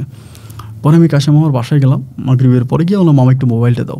মোবাইলটা দিল 01819 মামার নাম্বার ছিল, আমার এখনও মনে আছে। ওই ফোন নাম্বার দিয়ে আমি তখন এই নাম্বারে কল দিলাম, যেটা পত্রিকার ভিতরে যে ফোন নাম্বারটা দেওয়া আছে। কল দিলাম, পরে একজন ভদ্রলোক রিসিভ করলাম, আসসালামু আলাইকুম, আমার নাম অপু, আমি খুলনা থেকে বলতেছি। পরে আমার জি বললো, হ্যাঁ জি বলেন। আমি বললাম যে আপনারা পত্রিকাতে একটা বিজ্ঞপ্তি দিয়েছিলেন যে এরকম ফ্রান্সের নাগরিক কোনো একটা মেয়েরে বিয়ে দিবেন, এখন এই ঘটনা। পরে আমাকে বলো আপনার নাম। আমি বললাম যে অপু, থাকেন কোথায়? খুলনায়। পরে আমাকে বলো আপনাকে তো আসতে হবে, আমাদের বাসা ধানমন্ডি একটা ঠিকানা দিল আমাকে, এখানে আসতে হবে এবং এসে আপনাকে ইন্টারভিউ দিতে হবে। ইন্টারভিউতে যদি আপনি পাস করেন তাহলে আমরা পত্রিকায় যেরকম কথা দিয়েছিলাম এরকমভাবে আমরা কাজ করব। পরে আমি বললাম যে ভালো, ঠিক আছে, আপনারা যেটা বলেছেন করব, কিন্তু এখন ইন্টারভিউ দিতে কী কী লাগবে? আমাকে বললো আপনি আপনার ভোটার আইডি কার্ড, আপনার বাবার ভোটার আইডি কার্ড। আমি বললাম তো আমার তখনও কিন্তু আমি ভোটার আইডি কার্ড করি নাই। আমি বললাম তো ভোটার আইডি কার্ড নেই, জন্ম নিবন্ধন আছে। বলে হ্যাঁ জন্ম নিবন্ধন হলেই হবে, এবং আপনার আবার ভোটার আইডি কার্ড এবং ফুল ঠিকানা নিয়ে আপনি একটা বায়োডাটা তৈরি করে আপনার পুরো বৃত্তান্ত দিয়ে আপনি নিয়ে আসেন, এটা বললো, এবং ইংলিশ বাংলা দুইটাতে নিয়ে আসেন। আপনি কবে আসবেন বলেন। তাই আমি তাদের থেকে একটা ডেট নিলাম, আমার কাছে কিন্তু টাকা নাই। তো এমন করে হঠাৎ করে মানে নানুরে ধরলাম, নানুর কাছে আমার মোটামুটি টাকা থাকে মাঝে মাঝে। নানু বললাম যে নানু কিছু টাকা দাও, কুয়াকাটা ঘুরতে যাবো নি, সুন্দরবনে যাবো, কুয়াকাটা যাবো, এমনি বলি। নানু তো রাগারাগি করে, তাও টাকা দিছে। নানুর কাছে টাকা চাইলে তো নানু টাকা দেয়, আমার অনেক ভালোবাসে। টাকা দিল, টাকা দেওয়ার পরে আমি তো জীবনেও কখনো ঢাকায় যাই না, এটা হয়তো শুনলে অনেকেই হাসবে। ওই বয়স পর্যন্ত আমি কোনোদিনও ঢাকায় যাই না, ঢাকা আমি কোনো কিছু চিনি না। তো আমার যেমনি ওনারা ঠিকানা দিল, ওই ঠিকানা অনুসারে আমি একাই ঢাকায় গেছি, কারণ আমাকে তো সুন্দরী মেয়ে বিয়ে করতে হবে এবং বংশধর মানে ভালো মেয়েকে বিয়ে করতে হবে, কারণ আমাকে লিপিকে পিস করতে হবে। লিপি তার জামাই নিয়ে যেরকম আমার সামনে অহংকার করছে, জামাই নিয়ে আমার সামনে ঘুরছে, আমি লিপিকে দেখাই দিব যে আমি কি করতে পারি বা আমার কি ক্ষমতা আছে, আমি এটা দেখাবো। তো আমি ফ্রান্সের কোনো নাগরিক মেয়েকে বিয়ে করব, তাইলে তো লিলির চেয়ে আরও উপরে হয়ে গেল, তাই না? এটা চিন্তা ভাবনা করে আমি তখন ঢাকায় গেলাম। ওরা আমার ঠিকানা দিল, ঠিকানা অনুসারে আমি তখন গেলাম, দেখলাম যে বাবারে অনেক বড় বাড়ি, বিশাল বড় বাড়ি। আমি গেলাম, দারোয়ানের সাথে কথা বললাম, দারোয়ানকে ওনারা ফোন দিল, তখন ভিতরে ঢুকতে দিল। তো মধ্যবয়স্কর চেয়েও আরেকটু বেশি দাড়ি আছে মুখের মধ্যে, সাদা দাড়ি, পাঞ্জাবি পরা একজন ভদ্রলোক তখন আসলো, এসে আমাকে বলতেছে তোমার নাম কি অপু, খুলনা থেকে আসছো? আমি বললাম যে জি। তাই বসলাম। পরে বলে যে তোমার পেপার কী কী আনছো দাও। পরে আমি আমার পেপারগুলো দিলাম যেগুলো আমি নিয়ে আসছি। তো অবাক হলাম এইটা দেখে যে ওইখানে কিন্তু আর কোনো মানুষ নাই, মানে হয় না যে ইন্টারভিউ নিবা হয়তো অনেকে আসবে, ভাবলাম যে অনেক মানুষই আছে, বাট কেউ নেই, আমি একাই। পরে আমরা সব কিছু দেখলো, তোমার আব্বা শিক্ষকতা করে? আমি বললাম যে জি। তো সেখানে আবার আমাদের যে হেড টিচার আছে, হেড টিচারের ফোন নাম্বারটাও দিয়ে দিলাম, যদি আমার আব্বার সম্বন্ধ ওরা জাস্টিফাই করে তাহলে ওই লোককে ফোন করে জাস্টিফাই করতে পারবে, এই জন্য। পরে তিনি আমাকে বলতেছে, তুমি কি এসএসসি পরীক্ষা দিয়েছো? তোমার কি বয়স এটা আসলে? তুমি যেটা জন্ম নিবন্ধনে দিয়েছো এটাই কি তোমার বয়স? কারণ আমি কিন্তু ভাই দেখতে শুনতে আসলে অতটা স্ট্রং না, অতটা লম্বা চূড়া হয় না যে এরকম না, একটু খাটো টাইপের এবং একটু ম্যারা টাইপের আর কি। তাই আমি বললাম যে হ্যাঁ, আপনি আমাকে আমার যেটা আমি দিয়েছি বয়স, এটাই আমার বয়স। পরে আমাকে বলে যে তোমাকে আমাদের মেয়ে পছন্দ করবে কি না সেটা তো একটা বিষয়। ঠিক আছে, তুমি বসো, তুমি খাওয়া দাওয়া করো, তো আমরা খাওয়া দাওয়া দিই, তুমি বসো। আমি বললাম, না আমি খাওয়া দাওয়া করবো না, সমস্যা নেই, আপনাদের যদি কোনো আনুষঙ্গিক কাজ থাকে এটা করেন, আমি চলে যাও। তো তুমি কাউকে নিয়ে আসলে না, আমাকে বলে। তাই আমি বললাম যে না, আসলে প্রথম অবস্থায় কাউকে নিয়ে আসলে যদি অপমান হই, আর আপনারা যদি ঠিক থাকেন তাহলে পরে আমার পরিবারকে নিয়ে আসবো। পরে আমি মেয়ের মামা, ওর তো বাবা মা দুজনেই নাই বলতে নাই আসলে, বাকিটা বলতে পারবো না। ও আমার কাছে বড় হয়েছে, ফ্রান্সে গেছে, ওইখান থেকে আসছে, ওর ফ্রান্সের গ্রিন কার্ড আছে। তো ঠিক আছে, তুমি বসো, আমি ওকে পাঠাচ্ছি। এই বলে প্রায় 10-15 মিনিট পরেই ভাই একেবারে পরীর মতো সুন্দর এক মেয়ে এসে আমার সামনে বসছে। মানে আমি তো গ্রামের মানুষ, তো গ্রামে থাকা অবস্থা আসলে এত মেকআপ টেকআপ, এত চিমচাম ড্রেস এগুলো কিন্তু দেখি নাই। ওয়েস্টার্ন ড্রেস বা মেকআপ করা এরকম কিন্তু দেখি নাই। জীবনে প্রথম এরকম মুখ ভর্তি মেকআপ করা কোনো মেয়েরে দেখলাম, এবং সে একেবারে মানে ড্রেস আপ পরা খুব হাই লেভেলের একটা মেয়ে। আমি তো দেখার পরে খুব অবাক, কি এত সুন্দর মেয়ে জীবনেও দেখি নাই। আমি বসে আছি। দেন আমাকে বলতেছে, কী নাম তোমার? আমি বললাম যে আমার নাম অপু। তা বলে, তোমার বয়স হয়েছে বিয়ে করার মতো? হাসতেছে আর কি, ও হাসে, না আমিও হাসি। আমাকে বলো আচ্ছা ঠিক আছে। ওর মামারে বলেছে, মামার ছেলে কিন্তু আমার পছন্দ হয়েছে, ওর পরিবারে আমরা যাবো, তুমি খোঁজ খবর নাও। আমার সামনে প্রায় 5-6 মিনিট বসেছিল মেয়েটার নাম ছিল হচ্ছে এই নাজিফা, ওর নাম ছিল নাজিফা। এনে বৈশা থেকে তখন মেয়েটা উঠে চলে গেছে। যাওয়ার পর ওর মামা বলতেছে, ঠিক আছে তোমার তো ঠিকানা দিলাম, তোমার মোবাইল আছে? আমি বললাম যে না, আমার বাড়িতে মোবাইল আছে। বলো বাড়ির মোবাইল নাম্বারটা দিয়ে দাও, আমরা যেদিন যাব তোমাকে ফোন করে যাব, তোমার আব্বাকে সব কিছু বলে রাখো, আমরা সরাসরি তোমার বাড়িতে যাব। এই কথা আমাকে বললো। তো বাড়িতে যাবে। দেন আমিও তখন ওনাদের একদম খুশি হয়ে ওখান থেকে চলে আসলাম, যে তো ফ্রান্সের মেয়েরে বিয়ে করব। তো ভাই বিশাল একটা ব্যাপার, এটা তো নর্মাল কোনো বিষয় না, অত্যন্ত খুশিরও একটা ব্যাপার। দেন এবার আমি চলে আসলাম নানু বাড়িতে। নানু বাড়িতে এসে চিন্তা করতেছি, ওরা কখন হঠাৎ করে মামার কাছে ফোন দেয়। কাশেম মামারে বলে রাখলাম যে মামা আপনার মোবাইলে ফোন আসলে আমারে দিয়েন, আমার নাম বললে আমারে দিয়েন। তো উনি বলে আচ্ছা ঠিক আছে, তোর নাম বললে দিব, তোর কোনো ফোন আসলে তোরে দিব, সমস্যা নেই। তো এখন ভাবতেছি যে বাড়িতে হয়তো যাইতে পারতেছি না। ওই সময় কিন্তু মোটামুটি আর অতটা গরম না, মানে লিলির ব্যাপারটা অনেকটাই ঠান্ডা হয়ে গেছে। তারপরেও ওই চেয়ারম্যানের কিছু চেলাফেলা আছে না, যেগুলোর কোনো কাজ নাই, খালি চেয়ারম্যানের পিছনে ঘুরঘুর করে ঘুরে, ওরা যদি কোনোভাবে আমারে পায় তাহলে ক্ষতি করতে পারে, এরকম একটা ধারণা আর কি সবার মাঝে। বাই দ্য ওয়ে, এরপর আমি চিন্তা করলাম যে কী করা যায়, মানে বাবাকে বললে বাবা আবার কী বলে, মাকে বললো মাকে কী বলে, বা আমি তো অলরেডি একটা অকারেন্স ঘটাইয়ে রাখছি, এখন এটা তো আমার লাইফের সেকেন্ড অকারেন্স হতে যাচ্ছে। অ্যান্ড এরকম একটা ভাবনা করতে করতে পরে আমি নানুরে বললাম যে নানু তুমি একদিন আম্মারে আসতে বলো, আমি আম্মার সাথে কথা বলবো। নানুরে পাঠায় আম্মারে নিয়ে আসছি। আম্মা আসার পরে আমি তখন বিকেলবেলা আম্মারে নিয়ে পুকুর পাড়ে নানু সহ বৈশা আমি তখন এই প্রথম পুরোটা বিষয় আমার আম্মুর কাছে বললাম যে আম্মু এমন ঘটনা, ওরা আমার এমন করে বলতেছে, আমি গেছি। আম্মু তো শুনে অবাক, তুই ঢাকা একা একা গেলি কেন? কোন সাহসে তুই ঢাকা একা গেলি? যদি তোর মেরে ফেলতো? আমার নানু বলে, দেখ তারা মনে হয় খারাপ না, যদি খারাপ হতো তাহলে তো তারা আর ঘর বাড়ি দেখার জন্য আসতো না, যেহেতু ঘরবাড়ি দেখতে আসতেছে তারা মনে হয় মানুষ ভালো, জানতে পারছে তোর জামাই সম্মানিত মাস্টার, নাম করা মানুষ, এটা জানতে পারার পরেই হয়তো তোদেরকে দেখার জন্য আসতেছে, তাহলে আসুক না, সমস্যা নেই, আসতে দে। এই কথা নানু আমাকে বললো। তাই আমি বললাম যে ঠিক আছে মা, তাহলে ওরা আসুক, এসে আমাদের ঘরবাড়ি দেখুক, যদি পছন্দ হয় বিয়ে করব, বিয়ে দিবে, না হইলে না, সমস্যা কি? আমার মা তখন বলে যে তোর বাবা কি রাজি হবে? তোর বাবা এগুলো শুনলেই তো রেগে যাবে। আমি বললাম তুমি জেলে আব্বারে রাজি করাইতে পারবা, তুমি গিয়া যেমনে পর আব্বারে বুঝিয়ে শোনা রাজি করাও, ওদেরকে আসতে দাও। আমার আম্মু বলে আচ্ছা ঠিক আছে, আমি গিয়ে দেখি তোর আব্বুরে কী করতে পারি, বাট আমি তোকে শিওর বলতে পারতেছি না যে তোর আব্বা রাজি হবেই হবে, ওইটা আমি বলতে পারি না, বাট আমি চেষ্টা করব। এই কথা বলে আম্মু তখন বাড়িতে চলে গেল। আম্মু বাড়িতে চলে যাওয়ার পরে আমার নানি তখন করলো কি, বিষয়টা নানারে বললো, মামাদেরকে বললো, তারাও তখন মোটামুটি বিষয়টা সবাই আমলে নিল, এই কারণে যেহেতু মেয়ে বলছে যে আমার পরিবার দেখতে আসবে। আম্মু তখন গিয়ে কেমনে আব্বারে বললো, আব্বা তখন রাজি হয় না, বাট আম্মু রাজি করে ফেলছে। তো এক পর্যায়ে তার প্রায় 5 দিন পরেই একদিন সকালবেলা প্রায় 11টার দিকে আমার ওই মামার মোবাইলে কল আসছে। মামারে ডাকতেছে যে অপু তোর কল আসছে তাড়াতাড়ি। আমি তো ভাই দৌড়ে গেছি, কারণ এত মহা খুশি। ফোন কানে দিলাম, পরে আমারে বলতেছে, আমি অমুক বলতেছি, এই হচ্ছে নাজিফার মামা বলতেছি, আমরা কবে আসবো তুমি বলো তো। আমি তখন বললো যে মামা আপনারা যখন খুশি তখনই আসতে পারেন। তাহলে আমরা কালকে আসবো? আমি জি মামা আসেন। তো ঠিক আছে, আমরা কালকে আসবো, তোমার বাড়িতে আসবো সরাসরি, তুমি কিন্তু বাড়িতে থাকো, তোমার আব্বা আম্মা সবাইকে রাখো। আমি বললাম আচ্ছা ঠিক আছে মামা। এইটা বলার পরে দেন দেখা গেল কি ওরা কিন্তু ওর মামা তারপরে আরও 5 জন লোক মিলে একটা মাইক্রোবাসে করে পরের দিন আমাদের বাড়িতে আসছে ডিরেক্টলি। আমি এর আগের দিন রাতের বেলা বাড়িতে চলে গেছি, গিয়ে হচ্ছে ওই যে রান্নাবান্নার একটা বিষয় আছে, এই জন্য বাসায় রান্নাবান্না টান্না সব কিছু করলাম, সব কিছু কুকটুক করলাম যাতে ওরা এসে ঠিকমতো খাওয়া দাওয়া করতে পারে। খাওয়া দাওয়া করলাম, আমার আব্বুর সাথে কথাবার্তা বললো এবং আমাকে যে কথাগুলো বললো একই কথা আমার আব্বুকেও বললো যে আমার ঢাকাতে বাড়ি আসছি, আমার নিজের বাড়ি, এবং আমার ভাগ্নি আমার বোনও নাই, আমার দুলাভাইও নাই, ভাগ্নিটা মোটামুটি আমি বড় করছি, ও ফ্রান্সে থাকে, ফ্রান্সের গ্রিন কার্ড আছে, তা আমি ওকে বিয়ে দেওয়ার জন্য দেশে আনছি, এখন একটা ভালো ছেলে পেলে বিয়ে দিয়ে দিব। আপনার ছেলে, আমরা বিজ্ঞপ্তি দিলাম, আপনার ছেলে যোগাযোগ করলো, আর ছেলের কথাবার্তা সব কিছু আমার ভালো লাগছে, আমার ভাগ্নি জামাই হিসাবে আমার কোনো আপত্তি নেই, এখন আপনি কি বলেন? আমার আব্বা তো বলে আলহামদুলিল্লাহ, মেয়ে তো ফ্রান্সের নাগরিক, ফ্রান্সের গ্রিন কার্ড আছে, তাহলে তো আমার তো কোনো মানে ভয় ভীতি বা আমার তো কোনো কিছু থাকার কথাই না, আমি আলহামদুলিল্লাহ রাজি আছি। আব্বার কথা রাজি হলো। রাজি হওয়ার পরে তারা তখন আমার আব্বার একটা ডেট দিল যে এই ডেটে আপনারা আসেন, এসে সব কিছু দেখে যান, আমাদের বাসা বা আমাদের সব কিছু দেখে যান। তো এই কথা বলার পরে আমার আব্বা বলে যে ঠিক আছে। আমার আব্বার সাথে একটা ডেট ফিক্সড করা হলো প্রায় 10 দিন পরে, সাথে সাথে কিন্তু করে নাই, 10 দিন পরে একটা ডেট ফিক্সড করছে যে ওই ডেটে আমার আব্বা আম্মা যাবে মেয়ের ঘর বাড়ি দেখার জন্য।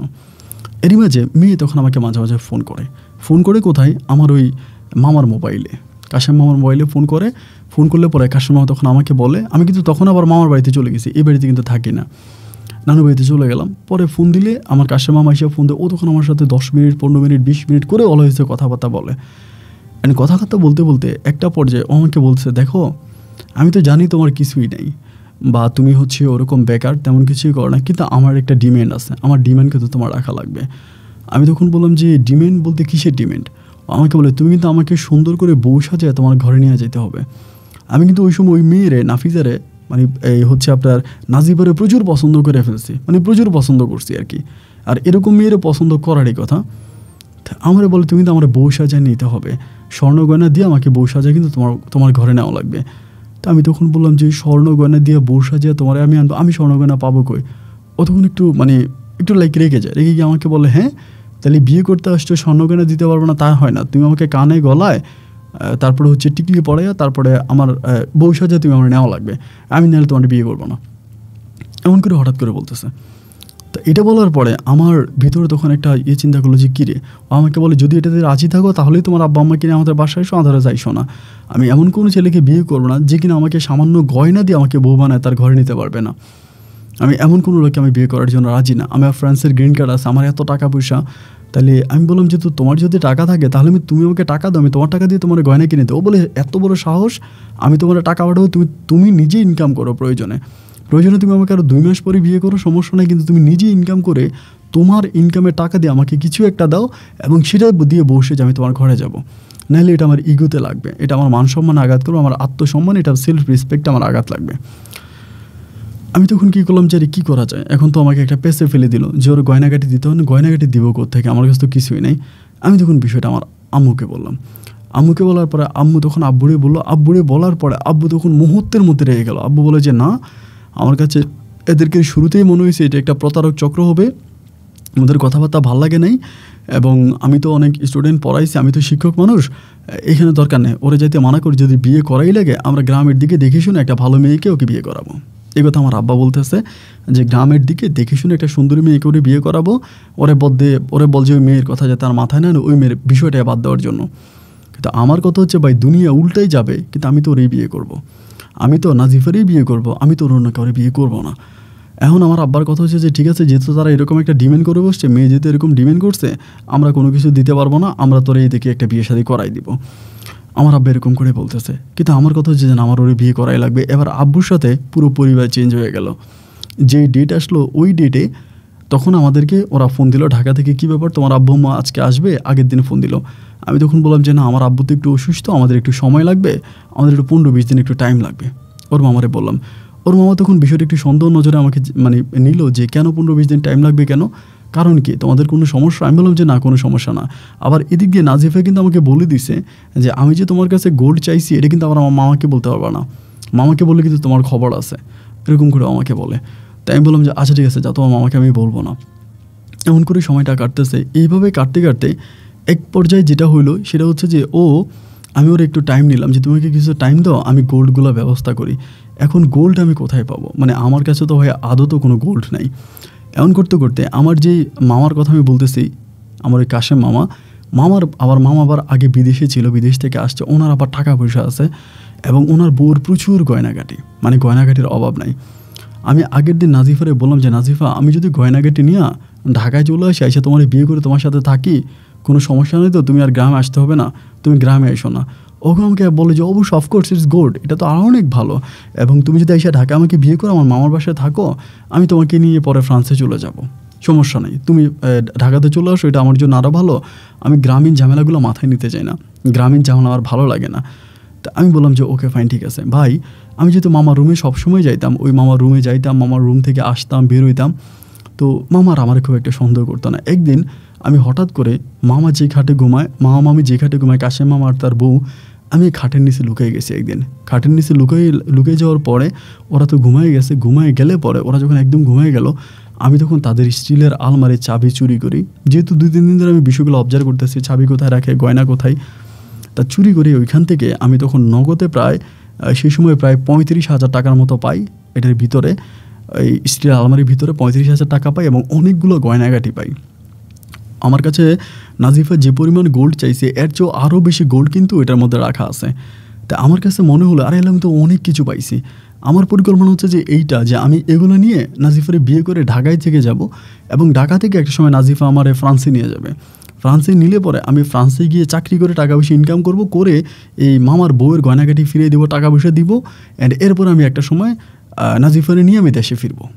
এটা আমার পরিকল্পনা, আমার মাথায় এই জিনিসটা ছিল আর কি। এটা থাকার পরে আমি তখন করলাম কি, এই যেমন কথা তেমন কাজ, রাতের বেলা এগুলো সব কিছু চুরি করে ওই রাতের বেলায় মানে ট্রেন ধরে আমি তখন চলে গেলাম হচ্ছে ঢাকাতে, জাহাজে কপালে ঢাকাতে চলে গেলাম, এবং ঢাকাতে খুব ভোরে পৌঁছাইলাম। পৌঁছে ওরে ফোন দিলাম নাজিফারে, ওই সময় আবার মোবাইল থেকে ইয়েতে ফোন করা যে তার কাপড়ে ফোন প্যাক্সের দোকান থেকে ফোন করলাম যে আমি তো ঢাকায় আসছি। আমাকে বলে তাহলে আসো, আমাদের বাসায় আসো, বাসার ঠিকানা দিল।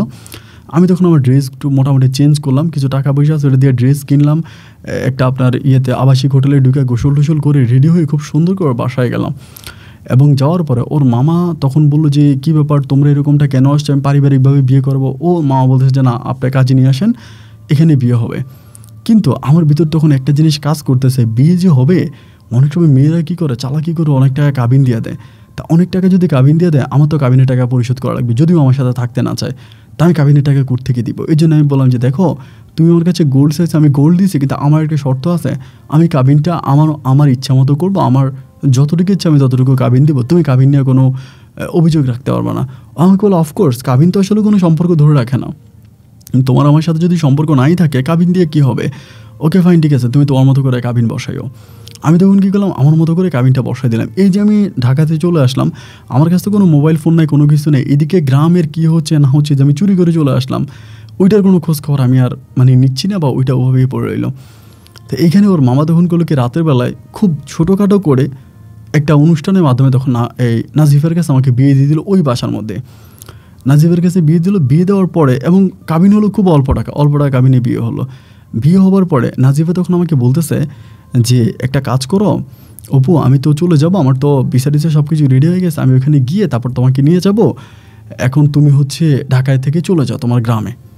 এরকম আমি গ্রামে কীভাবে যাবো, আমার তো গ্রামে যাওয়ার কোনো রাস্তা নেই। ওই সময় একটা মোবাইল ফোনও কিন্তু আমি কিনছি, ওর সাথে আমি বেশি দিন থাকিনি, হয়তো সপ্তাহখানিকের মতো ছিলাম, এবং আমাদের মাঝে স্বামী স্ত্রীর সম্পর্ক হয়েছে, যেটা সত্যি কথা।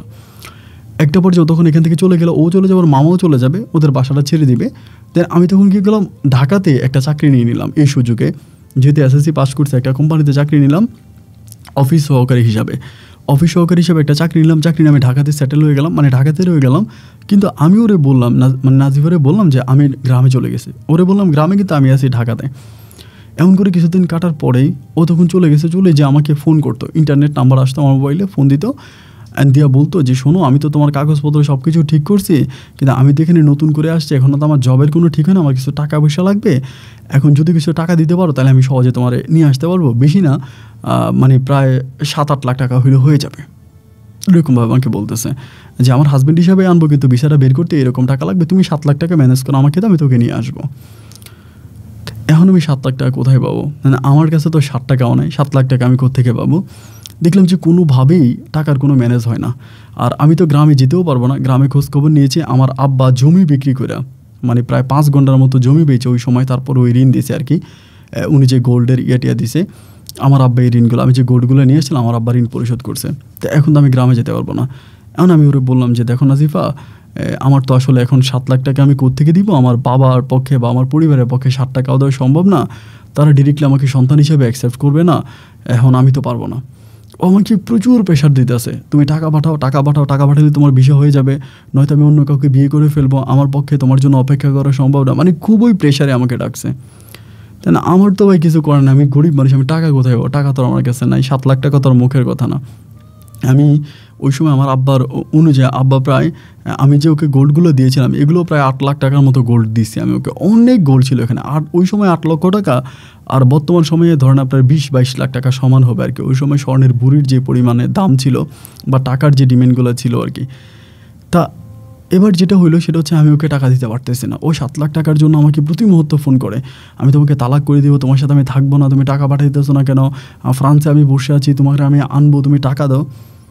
আমার কাছে না, আমি দিব কোত্থেকে। এরকমও যদি হইতো যে আমাকে 1 লাখ 2 লাখ টাকা বলতো, আমি আমার কিডনিটা বিক্রি করে দিতাম, আমার কিডনিটা বেচে ওরা আমি টাকা দিতাম। কিন্তু এত টাকা তো আমার কিডনি আমি বিক্রি করতে পারবো না। একটা পর্যায়ে তখন সব ঢাল ছেড়ে দিলাম যে ঠিক আছে তাহলে আর কি করা, আমি ওরে পাবো না, ও চলে গেছে, এখন আর ওরে আমি পাবো না। আমি কিন্তু লজ্জা ওর কাছে ওই যে ইয়াটাও চাই না যে তুমি আমার গোল্ডগুলো নিয়ে গেছো, আমার গোল্ডগুলো দিয়ে দাও, আমার স্বর্ণগয়নাগুলো দিয়ে দাও, এগুলো আর তারে বলিনি। যেহেতু তারে বিয়ে করছি, তার সাথে আমরা স্বামী স্ত্রীর সম্পর্ক হয়েছে, তা আমি এগুলো তার কাছে কোন মাধ্যমে চাইবো বা কোন মুখে চাইবো, এই জন্য আর আমি এগুলো তার কাছে চাইও না। সে চলে গেল ফ্রান্সে। দীর্ঘ প্রায় 4 মাস হয়ে গেছে ও আমার সাথে কোনো যোগাযোগ করে নেয়। আমি অনেক সময় তার নাম্বারে কল দিলে তার নাম্বারে কল ঢুকতো না, তার ফ্রান্সের যে নাম্বার ওই নাম্বারে কল ঢুকতো না। ও আবার আমারে কল দিতে পারতো, আমি ওরে কল দিতে পারতাম না। দীর্ঘ 4 মাস আমি ওই অফিস সহকারী হিসাবে চাকরি করতেছি ঢাকাতে। 4 মাস পরও আমাকে একদিন ফোন দেয়, ফোন দিয়ে খুব গালাগালি করে, মানে অত্যন্ত গালাগালি করে এবং খুব বাংলা ভাষায় লোকালি গালাগালি করে যে তুই আমার বিয়ে করলি কেন, তুই আমার শরীরে হাত দিলি কেন, তোরা তো আমি অনেক ভালো মনে করছিলাম, এখন তুই এটা কেন করলি, তুই টাকা কেন দিচ্ছিস না, তুই বাড়িতে গিয়ে চুরি করে এনে টাকা দে, এরকম করে আমারে বলে। আমি তখন বললাম দেখো তুমি আমার সাথে থাকার প্রয়োজন নাই, আমাদের মাঝে সব কিছু ছাড়াছাড়ি হয়ে যাক, আর আমি এই সম্পর্কের মাঝে থাকতে চাই না, কারণ আমার কাছে টাকা আমি দিব কোত্থেকে। ও লাস্ট পর্যন্ত আমাকে বলে তোর জন্য আমি এখান থেকে লোন নিছি। আমি বললাম কী বলো, লোন নিছো মানে? ও বলে হ্যাঁ, আমি অনেকগুলো টাকা লোন নিছি, লোন নিয়ে তোর ভিসা প্রসেস করছি। ও কিন্তু আবার আমার পাসপোর্ট করে নিয়ে গেছে, আমি এটা বলতে ভুলে গেছিলাম। ও আমার পাসপোর্ট করাই কিন্তু সাথে করে নিয়ে গেছে, ঢাকা থেকে আমার পাসপোর্ট বের করছে। এবং এরপরেও আমাকে বলে তোর ভিসা টিসা আমি সব ঠিক করছি, এই পাসপোর্ট কিন্তু ওর কাছেই ছিল, বলে আমি তোর জন্য পাসপোর্টটা পাঠাই দিতেছি, তুই পাসপোর্টটা নিয়ে তুই ইন্ডিয়াতে ঢুক, ইন্ডিয়ার ভিসা লাগা, ইন্ডিয়াতে হচ্ছে তুই ফ্রান্সের অ্যাম্বাসিতে যা, বাংলাদেশ থেকে ভিসা দিবে না, তোকে ইন্ডিয়া যেতে হবে। ও আমাকে তখন তুই করে বলে। তাই আমি বললাম যে আচ্ছা ভালো কথা, ঠিক আছে আমি ইন্ডিয়াতে যাবো, তুমি আমার জন্য পাসপোর্ট পাঠাই দাও। 4 দিন পর আমার জন্য পাসপোর্ট পাঠাইছে অন্য একটা লোকের মাধ্যমে, ওই লোক নাকি ফ্রান্স থেকে আসছে। তো সে আমার পাসপোর্ট দিল, পাসপোর্ট দেওয়ার পর তার কাছ থেকে আমি পাসপোর্ট নিলাম পরে সব কিছু ঠিক হইলো। দেন এবার আমি ইন্ডিয়াতে যাবো, ইন্ডিয়ার ভিসার প্রসেস করতেছি। আবার ওই যে চাকরি করছি মোটামুটি কিছু টাকা হাতে আছে, ওই টাকাগুলো দিয়ে তখন ইন্ডিয়ার ভিসা লাগাইলাম। ইন্ডিয়ার ভিসা লাগাইয়া আমাকে যে ঠিকানা দিল ওই ঠিকানাতে আমি তখন ইন্ডিয়াতে যাব, প্রস্তুতি নিলাম। একবার ভাবলাম যে বাড়িতে গিয়ে আব্বা আম্মাকে একটু জানাবো, তাদের কাছ থেকে দোয়া নিয়ে আসবো। আবার ভাবতেছি যে দোয়া নিতে যাব, তাদেরকে জানাইতে যাব, এটা তো আরও সমস্যা হয়ে যাবে। আব্বা আম্মা তো আর এই বিষয়টা খুব স্বাভাবিকভাবে নিচ্ছে না, বাবা মা তো বরাবরই মতো এই বিষয়ের উপরে তারা খুব রেগে আছে। তো ভাবলাম যে ঠিক আছে আর তাদেরকে বলার দরকার নেই, ভাগ্যে যা আছে তাই হবে, এভাবেই পড়ে থাকুক, আমি যাই, যদি আমার ভিসা হয়ে যায় পরে আব্বা আমাকে জানাবো। এটা বলে আমি তখন ইন্ডিয়ার নয়াদিল্লিতে ওদের যেই মানে ফ্রান্সের যে অ্যাম্বাসি আছে ওই অ্যাম্বাসির ঠিকানা অনুসারে গেলাম। আমাকে একটা নাম্বার দিল যে এই লোকটার সাথে যোগাযোগ করবা, তিনি তোমার অ্যাম্বাসির ডেটের সব কিছু নিয়ে দিবে, তার সাথে যোগাযোগ করলে দেন তুমি হচ্ছে এখানে যেতে পারবা। তো এই লোকের সাথে যোগাযোগ করে আমি তখন গেলাম পরে তখনকে একটা রুমে থাকতে দিল। আমাকে বললো পরের দিন আমাকে নিয়ে যাবে। উনি ডকুমেন্টগুলো নিয়ে গেছে, অ্যান্ড ডকুমেন্টগুলো নিয়ে যাওয়ার পরের দিনের কথা বলে উনি আমাকে যেই রুমে রেখে গেল, পরের দিন উনি এসব বলতেছে আমাকে যে আমার পেপারের মধ্যে নাকি অনেক ভুল আছে। বলছে স্যার তোমার পেপার অনেক ভুল আছে, তোমার পেপারগুলো ঠিক করে আনতে হবে, তুমি বাংলাদেশে যাবা, পেপারগুলো বাংলাদেশে গিয়ে ঠিক করে আনবা, নাকি আমাদেরকে কিছু টাকা দিবা, আমরা এখান থেকে ঠিক করে ফেলবো, আমাকে বলতেছে। তাই আমি বললাম যে ভাই এখন কি করব, বাংলাদেশে গিয়া বাংলাদেশ থেকে আবার ঠিক করে আনতে আমার যে টাকা লাগবে, এখন আপনারা যদি চান তাহলে আমি আপনাদেরকে টাকা দিয়ে দিই, আপনারা ঠিক করে দেন। বলে হ্যাঁ ঠিক আছে। আর আমি কিন্তু আর এই নাসিফার সাথে কিন্তু আর যোগাযোগ করতে পারতেছি না। নাসিফা কিন্তু ফ্রান্সেই পড়ে আছে, ওর সাথে আমার আর যোগাযোগ নেই। আমি যে ইন্ডিয়া আসছি, আমার ইন্ডিয়া ওই তার সাথে আমার কোনো কিছু কন্ট্রাক্ট হয়নি। যে লোকের নাম্বার আমাকে দিল ইন্ডিয়ান, ওই লোকের সাথে যোগাযোগ করে আমি চলে আসছি। পরে আমার বললো যে ওই ইন্ডিয়ান রুপিতে 50,000 রুপি লাগবে, 50,000 রুপি হলে ওরা কাজ করে দেবে। বাংলাদেশের টাকা তো প্রায় অনেক টাকা, লাখখানিক টাকার উপরে। তাই কী করবো, পরে বাধ্য হয়ে তখন মামারে ফোন দিলাম। আমার এক মামা আছে, তিনি আবার ঢাকাতে চাকরি করতো, ওই আমার নানু বাড়ির, ওনারে ফোন দিছি। না, উনি বলতেছে আমার পক্ষে দেওয়া সম্ভব না। মারে ফোন করছি, বাড়িতে মাও গালাগালি করতেছে, তুই ইন্ডিয়া কারে জিজ্ঞেস করে গেলি, এই সেই। আম্মার কাছে কান্নাকাটি করছি, তুমি কি দিবা, নাহলে আমি আমার কিডনিটা বিক্রি করে ফেলবো। আমি যেহেতু ইন্ডিয়াতে আছি, আমি আমার এই কিডনিটা বিক্রি করে আমি হচ্ছে ওদেরকে টাকা দিব। এটা বলার পর আম্মু একটু কান্নাকাটি শুরু করছে, এই কিডনি বিক্রি করবি মানে, এটা তুই কী ধরনের কথা বলিস, আচ্ছা আমি টাকা ম্যানেজ করে দিব। আম্মু তখন 1 লাখ টাকা ম্যানেজ করে আমারে বাংলাদেশ থেকে ইন্ডিয়াতে পাঠাইলো। অ্যান্ড পাঠানোর পরে ভাই ওই টাকা তারা নিয়ে গেল। এটা প্রায় 1 দিনের মধ্যে আমার আম্মু টাকা পাঠিয়ে দিয়েছে, ওরা টাকাটা নিয়ে গেছে। এবং টাকাটা নিয়ে যাওয়ার পরে তাদের হাবগাও আমার কাছে খুব একটা ভালো মনে হচ্ছে না। তারা আমাকে অ্যাম্বাসিতে আজকে নিয়ে যাবে, কালকে নিয়ে যাবে, এটা বলতেছে। ঘর থেকে আমাকে বের হইতে দেয় না, ঘরের ভিতরে কেমন যেন আটকে রাখছে। অ্যান্ড একদিন রাতের বেলায় আটকে রাখা অবস্থা, একদিন রাতের বেলায় ওইগুলোর ভিতরে ওরা 4 জন ছিল, 4 জনের ভিতরে একজন রাতের বেলা আমার কাছে আসছে, আইসা বলতেছে, ভাই আমার রুমে একটু সমস্যা, আমি আপনার রুমে ঘুমাবো, এটা আমাকে বলে। তাই আমি বললাম ভালো কথা, আমার রুমে ঘুমান। আমার রুমে ঘুমাইতে এসে সে রাতের বেলা আমার শরীরে হাত দিতে শুরু করছে। ওইও একজন ছেলে ছিল, একটা ছেলে, হিন্দু ছেলে, হাত দিতে শুরু করছে। তাই আমি বললাম যে ভাই এগুলো কী করেন আপনি, আমার শরীরে হাত দেন কেন? পরে আমার বলে একদম চুপ থাক, গুলি করে দিব। এরকম করে কী গুলি করে দিবেন মানে, তা আমার একটা থাপ্পড় মারছে খুব জোরে, এরকম এত জোরে আমার কেউ কোনোদিন মারে নাই। একদম কান টান গরম করে ফেলছে থাপ্পড় দিয়ে গরম করে আমার লুঙ্গি টানাটানি শুরু করছে। এবং এক পর্যায়ে উনি আমার সাথে দস্তাদস্তি করে আমাকে মেরে ফেলার হুমকি দেখায়া উনি আমাকে বলৎকার করে, আমার সাথে খারাপ কাজ করে। পরে আমার কাছে মনে হলো যে আমি মনে হয় একটা খারাপ জায়গায় চলে আসছি, বা এই নাজিফা মনে আমার একটা খারাপ জায়গায় ফেলাইছে, এটা আমার কাছে মনে হলো। আমি সকালে এখান থেকে চলে যাব। তো সকালবেলা আমি তখন রেডি হলাম যে ভাই ঠিক আছে, আপনারা যদি আমাকে অ্যাম্বাসিতে নিচ্ছেন না, আমার টাকা গেছে সমস্যা নাই, আমি নিজে অ্যাম্বাসিতে যাবো, আমার কাগজপত্র নিয়ে আপনি আমার কাগজপত্রগুলো দেন। দেন ওদেরকে দেখলাম যে ওদের কথাবার্তার বেশি সুবিধা না, আমার হলো বাড়িতে ফোন কর, টাকা আন, নাহলে তোরা মেরে ফেলবো ডাইরেক্ট। আমি বললাম এটা কী ধরনের কথা বললেন? বলে তোরে আমরা কিনে আনছি, তোরে আমরা নাজিফা থেকে কিনে আনছি, অত টাকা দিয়ে তোরে আমরা কিনছি, তুই বাড়ি থেকে 10 লাখ টাকা আন, নাহলে তোরা মেরে ফেলবো। তা আমার কথা হচ্ছে আমারে হয়তো মেরে ফেলতে পারবে, কিন্তু আমি বাড়িতে জীবনেও ফোন দিব না। এই শুরু হয় আমার উপরে অত্যাচার। তো অত্যাচারের বর্ণনা আমি যদি শেষ করি মনে হয় রাত কভার হয়ে যাবে, আমি বলে শেষ করতে পারবো না। পৃথিবীতে কত লেভেলের অত্যাচার আছে, কোনো অত্যাচার কিন্তু আমার বাদ দেয় নাই। আমার সাথে খারাপ কাজ করা থেকে শুরু করে আমার আঙ্গুলের ভিতরে প্লাস দিয়ে চাপ দেওয়া, কারেন্টের হিট দেওয়া, সব কিছু করছে, কোনোটাই বাদ দেয় নাই। আর আমি আমার পরিবারের সাথে যোগাযোগ করি না, যে মাইরে ফেলবে, আমি আমার পরিবারের সাথে যোগাযোগ করব না। এমন করে ওরা তখন আমার সাথে আমার বিভিন্ন জায়গায় নিয়ে যাইতো, নিয়ে গিয়ে আমার সাথে ছেলেরা এই ধরনের খারাপ কাজ করতো, বিভিন্ন জায়গায় আমাকে নিয়ে যেত, মধ্যবয়স্ক লোক, হিন্দু মুসলিম বা সবাই মিলে আমার সাথে এই ধরনের কাজগুলো করতো। এবং একটা পর্যায়ে আমি ওইখানে প্রায় 2 মাসের মতো থাকি, এবং 2 মাসে আমার অবস্থা খুব খারাপ করে ফেলে।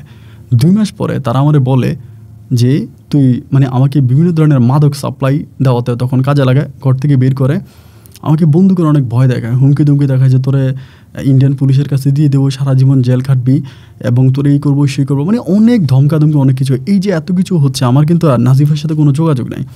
এবং তাদের মাধ্যমে যেটা জানতে পারলাম যে তারা নাকি নাজিফার কাছ থেকে কিনে নিছে 5 লাখ টাকা দিয়া, বাংলা টাকায় 5 লাখ দিয়া আমার নাজিফার কাছ থেকে তারা কিনে নিছে, তারা আমাকে যেটা বললো আর কি।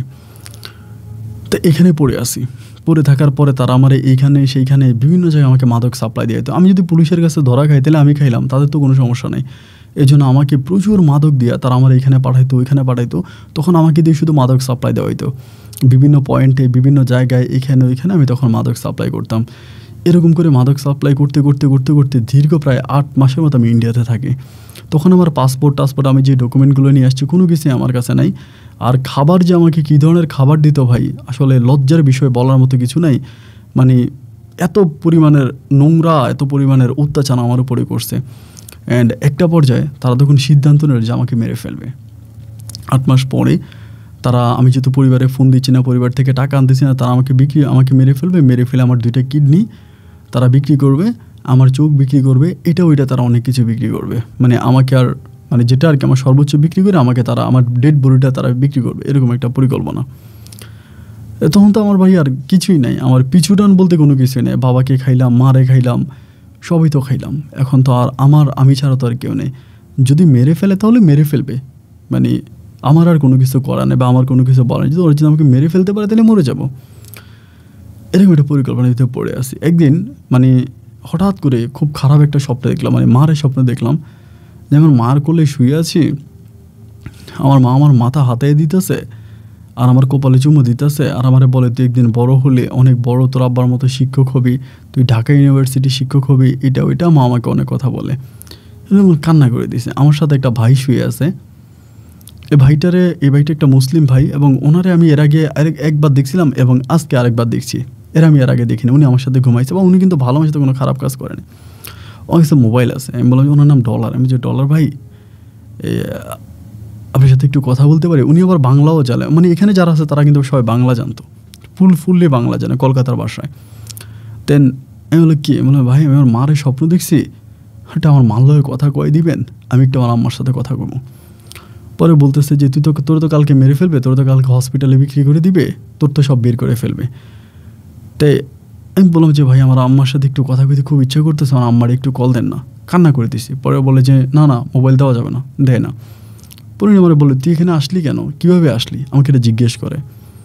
তো এতক্ষণ আপনার কাছে যা বলছি সমস্ত বিস্তারিত আমি তখন ওই ডলার ভাইয়ের কাছে বলি যে ভাই এই আমার ঘটনা, আমি এগুলো করছি, মানে সব কিছু বলছে ওনার কাছে। তুই বলার পর আমার বলে যে তুই তো তোর বাবা একজন মাস্টার, খুব ভালো লোক ছিলি, তুই কেন করলি এগুলো কীভাবে করলি? তাই উনি তখন খুব ইমোশনাল হয়ে যায় আর কি, আমার ব্যাকগ্রাউন্ডগুলো শোনার পর বা আমার লিলির সাথে আমার ঘটনা এবং নাজিফার সাথে আমার ঘটনা সব জানার পরে সে একটু মোটামুটি উইক হয়ে যায়। পরে আমাকে বলে দেখ আমি তো তোর জন্য কিছু করতে পারবো না, তোর জন্য কিছু করতে গেলে ওরা আমাকে মেরে ফেলবে, ওরা খুব খারাপ, ওরা আমাকেও মেরে ফেলবে।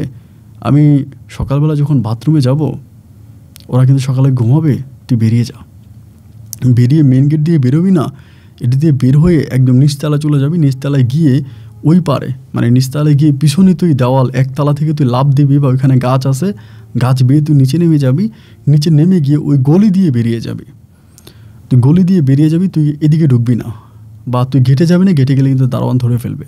আর এখানে তুই এখানে এরকম অনেকগুলো বাংলাদেশি বা নেপালি বিভিন্ন ছেলেদেরকে টর্চার করে এখান থেকে টাকা নেওয়া হচ্ছে। ওনার পা চেপে ধরলাম যে ভাই আপনি আমার জন্য এই উপকারটা করুন, আমি আমার মায়ের কাছে যেতে পারবো, আমার মায়ের বুকে যেতে পারবো? আমাকে বলে হ্যাঁ আমি তোর জন্য এটা করবো। সারাটা রাত আর ঘুমাইলাম না। সকালবেলা উনি তখন আজান দিল বলতে ওদের ওই মন্দিরে ঘন্টা বাজাচ্ছে, এগুলো শুনতে পাচ্ছি আর কি। তিনি এবার আমারে বললো যে তুই চলে যা, আমি ওয়াশরুমে যাচ্ছি, আর তুই কিন্তু তাড়াতাড়ি চলে যাবে, আমি কিন্তু ওয়াশরুম থেকে বেরোয় ওদেরকে ডাকবো, ওরাও কিন্তু তোরে খুঁজতে বেরোবে। আমি ঠিক আছে দাদা, আপনি ভাইয়া ঠিক আছে। এই উনি ওয়াশরুমে ঢুকলো, আমি তখন এদিক দিয়ে বেরিয়ে গেলাম এবং বেরোয় ওই যেভাবে আমাকে বললো একইভাবে আমি তখন নিচতলা এসে ওই পাশে গিয়ে একতলা থেকে পুরো লাফ দিছি ভাই। মানে ওইখানে যে গাছগুলো আছে গাছগুলো অনেক দূরে ধরতে পারি না, একটা 5 বা সুটেও ধরতে পারি না, এই জায়গাটা কিন্তু আবার উঁচা আছে, এক থাকাতে লাভ দিল না, যে ওখানে অনেক ময়লা টয়লা ফেলে দিয়েছে, তো এমন হইতে পারে যে কোনো কাজ ভাঙা টাঙা এটাও থাকতে পারতো, আমি মরেও যেতে পারতাম, এমন কিছু থাকতে পারতো, কারণ এগুলোর ভিতরে পুরো আপনার ডাস্টবিন আর কি। এই ডাস্টবিনের মধ্যে লাভ দিলাম, তো আলহামদুলিল্লাহ ডাস্টবিনে লাভ দেওয়ার পরে ডাস্টবিনের মধ্যে কিছু ছিল না, বাট আমি পায়ে অনেক ব্যথা পাইছি। তো এখান দিয়ে তখন এই খোঁড়ায় করে এখান থেকে বেরোইছি, বের হয়েই ধরেন আপনার একটা সিএনজি পাইছি, ইন্ডিয়ান সিএনজির মধ্যে উঠলাম, কিদার জায়গা আমার বলে। তাই আমি বললাম যে উঠে গেছি, উঠে আর বললাম যে টান দে, আমার কাছে কিন্তু কোনো টাকা নেই। এমন করতে অনেক দূর পর্যন্ত গেল, যাওয়ার পরে আমাকে বলে টাকা দেবো, যে টাকা নেই। ও সিএনজি ড্রাইভার আমার সাথে খারাপ ব্যবহার করতেছে। এক হোটেলের বাবুর্চি, উনি খানা বানাচ্ছে আর কি জানি বানাচ্ছে সকালবেলা, তো আমার বলে কেউ আইদার এরকম করে আমারে বলে, তাই বলে যে ও ভাড়া দিতে পারতেছে না, এমনি বলে। তো ওই লোকটা তখন তার কাছ থেকে ভাড়া দিয়ে দেয়, উনি পরোটা বানাচ্ছে আর কি সকালবেলা। পরে আমারে বলে কিদার সে আয়া, এমন আমার সাথে কথা বলতেছে। আমি বললাম যে ভাই হিন্দি তো খুব জানি না, তারা বাংলায় কথা বলতে চাই। তখন ওনার এখানে একটা লোক আছে কলকাতার, ওইটাকে ডাক দিল। ওই লোকটা তখন আমার সাথে বাংলায় কথা বলে, আমি তখন ওই লোকটাকে বললাম যে আমি এমন বিপদ থেকে আসছি। এই ভাইটা পরোটা যে বানাইতো, সে তখন আমার কথাগুলো শুনে খুব মানে মর্মাহত হলো, খুব কষ্ট পাইলো। ও বলে যে এরকম অনেক বাঙালিদেরকে আনা হয় কাজের উদ্দেশ্যে, কাজ দেবে বলি এরকম করে, তুই তো বেঁচে গেছিস, তুই অনেক ভালো। আমাকে হোটেলে রাখে, দুপুরে খাওয়া দাওয়া করে এবং ওনার ঘরে আমাকে নিয়ে যায়। ওই যে পরোটা বানায় যে ভাইটা, উনি মুসলমান, ওনার ঘরে নিয়ে যায় এবং নিয়ে গিয়ে আমাকে বলে যে তোরা আমি দেশে পাঠাই দিব। তো এখানে অনেক ঘটনা আছে, আবার অনেক ঘটনা আছে, ওইদিকে না যাই। তা অনেক প্রসেস করে উনি আমাকে পুলিশের কাছে ধরায় দেয়। আমি ওইখান থেকে ধরা খেয়ে প্রায় 1 মাসের মতো ইন্ডিয়া থেকে জেল টেল খেটে খুব ভালো করে আমি দেশে আসতে সক্ষম হই। এবং দেশে আসার পরে আমি যে নিউজটা সর্বপ্রথম প্রায় যেটা পেয়ে আমি নিজেকে ধরে রাখতে পারিনি, দেশে আসার পরে পরিবারের সাথে যোগাযোগ করে জানতে পারি যে আমার আব্বাজান মারা গেছে। রাতের অন্ধকারে আমার আব্বার কবর আমি জিয়ারত করে আসি। আমার গল্পটা 2016 দিকে, 15-16 কাছাকাছি। তো এই 15-16 সালে আমি বাড়িতে যাই, গিয়ে আব্বার কবরটা জিয়ারত করে আসি। এই 15 সালে পুনরায় আবারও ব্যাক করে চলে আসি ঢাকাতে। এবং 15 সাল থেকে এখন 2024 চলতেছে। আমার মাও মারা গেছে। মা মারা যাওয়ার খবর পাওয়াতে আমি গ্রামে গেছি, আম্মাকে মাঠে দিছি। ভাইদের সাথে আমি কোনো সম্পর্ক নাই, বোনদের সাথে কোনো সম্পর্ক নেই, এবং গ্রামের কেউ আমার সাথে কথাও বলে না। তো এখান থেকে যে অফিসে কাজ করতাম, সে অফিস থেকে প্রমোশন হতে হতে আমি এখন একজন সিনিয়র অফিসার এই অফিসে। আমাদের কোম্পানির নামটা নাই বলি, বাট খুব সুনামধন্য একটা কোম্পানি। আমি একটা জুন ম্যানেজার হিসাবে বর্তমানে আছি। তো বিয়ে শাদী করি নাই, এভাবেই আছি, ভালো লাগে। এবং প্রতিদিন রাতে বাসায় গিয়ে বিরহের গান শুনতাম। মানে এখানে আরেকটা বিষয় আমি বলতে ভুলে গেছিলাম, যেটা আমার বলা হয় না। ওরা কিন্তু আমাকে ওখানে একটা ইনজেকশন দিয়ে দেয়। আমাকে ওখানে একটা ইনজেকশন দিয়ে যায়, এবং ওই ইনজেকশনটা আমাকে দেওয়া হয়। এবং ইনজেকশনটা ইনজেকশনটা দেওয়ার পরেই আমার যে যৌবন ছিল, মানে আমার যে যৌবন, আমার এটা পুরোটাই হারিয়ে যায়। আমার ভিতরে কোনো যৌবন কাজ করে না। মানে কারোর সাথে ফিজিক্যাল করব বা এরকম একটা লালসা হয় না, যে আমার ভিতরে এটা কখনোই কাজ করে না। এবং আমার ওইটা একদম দুর্বল। মানে আমাকে ইনজেকশনটা দেওয়ার পরপরই আমার এই জিনিসটা এরকম হয়ে যায়, এবং তারা আমাকে ইনজেকশনটা দিয়ে দেয় সেখানে। তো এরপর থেকে অনেক ডাক্তারের সাথে আলোচনা করেছি। অনেক ডাক্তার বললো যে এটা ঠিক করা যাবে মেডিসিনের মাধ্যমে, বা চিকিৎসা করতে হবে লং টাইম ধরে। আমি আর কোনো চিকিৎসাও নেই, বা এই জিনিসটা আমার মাঝে এখনও সে একই রকম আছে। তো বাসায় গিয়ে বিরহের গান শুনতাম, সবসময় ইমোশনাল গান টান শুনতাম। বিশেষ করে আপনাদের কুমিল্লার আসিফের গান আমার খুব ভালো লাগে, ওর বিরহের গান শুনতাম। হ্যাঁ, এরকম করে সময়গুলো কাটতে এটা একদিন হঠাৎ করে আপনার একটা গল্প পাইলাম। আপনার গল্পটা শুনলাম। আমার গল্পটা, আমার গল্পের কিছুটা মনে হলো যেন আমার গল্পটার মতোই। তাই আমার গল্পটা আপনাকে বলার জন্য উদ্বুদ্ধ হলাম, আমাকে আপনার কথাগুলো বললাম। রাস্তায় চলাফেরা করি, নিজের গাড়ি আছে, এখন নিজে একটা বাইক কিনছি, R15, ওইটা চালাই। এবং বিভিন্ন অফিসে যে অফিস করি, সবাই দেখলে মনে হয় যে মানুষটা অনেক সুখী একটা মানুষ আমাকে মনে করে আর কি। কিন্তু ভিতরগতভাবে আমি খুব দুঃখী একজন মানুষ। এখন আমি প্রায় 50 থেকে 60,000 টাকার মতো বেতন পাই। সব কিছু মিলিয়ে মোটামুটি অনেক ভালো আছে, টাকা পয়সার কোনো অভাবে নাই, কিন্তু মানসিক শান্তি আমার নাই। খুব দুঃখে কষ্টে দিনগুলো কাটতেছে। আপন ভাই, আমি সবার মতো আপনারও একজন সাবস্ক্রাইবার। যদি কখনোই মনে করেন ঢাকায় আসবেন, তাহলে অবাগের সাথে একটা আবার দেখা করে যাইন। আর এটা আমার ফোন নাম্বার, যে কোনো সময় আমাকে এই নাম্বারে পাবেন। ভালো থাকবেন। আসসালামু আলাইকুম।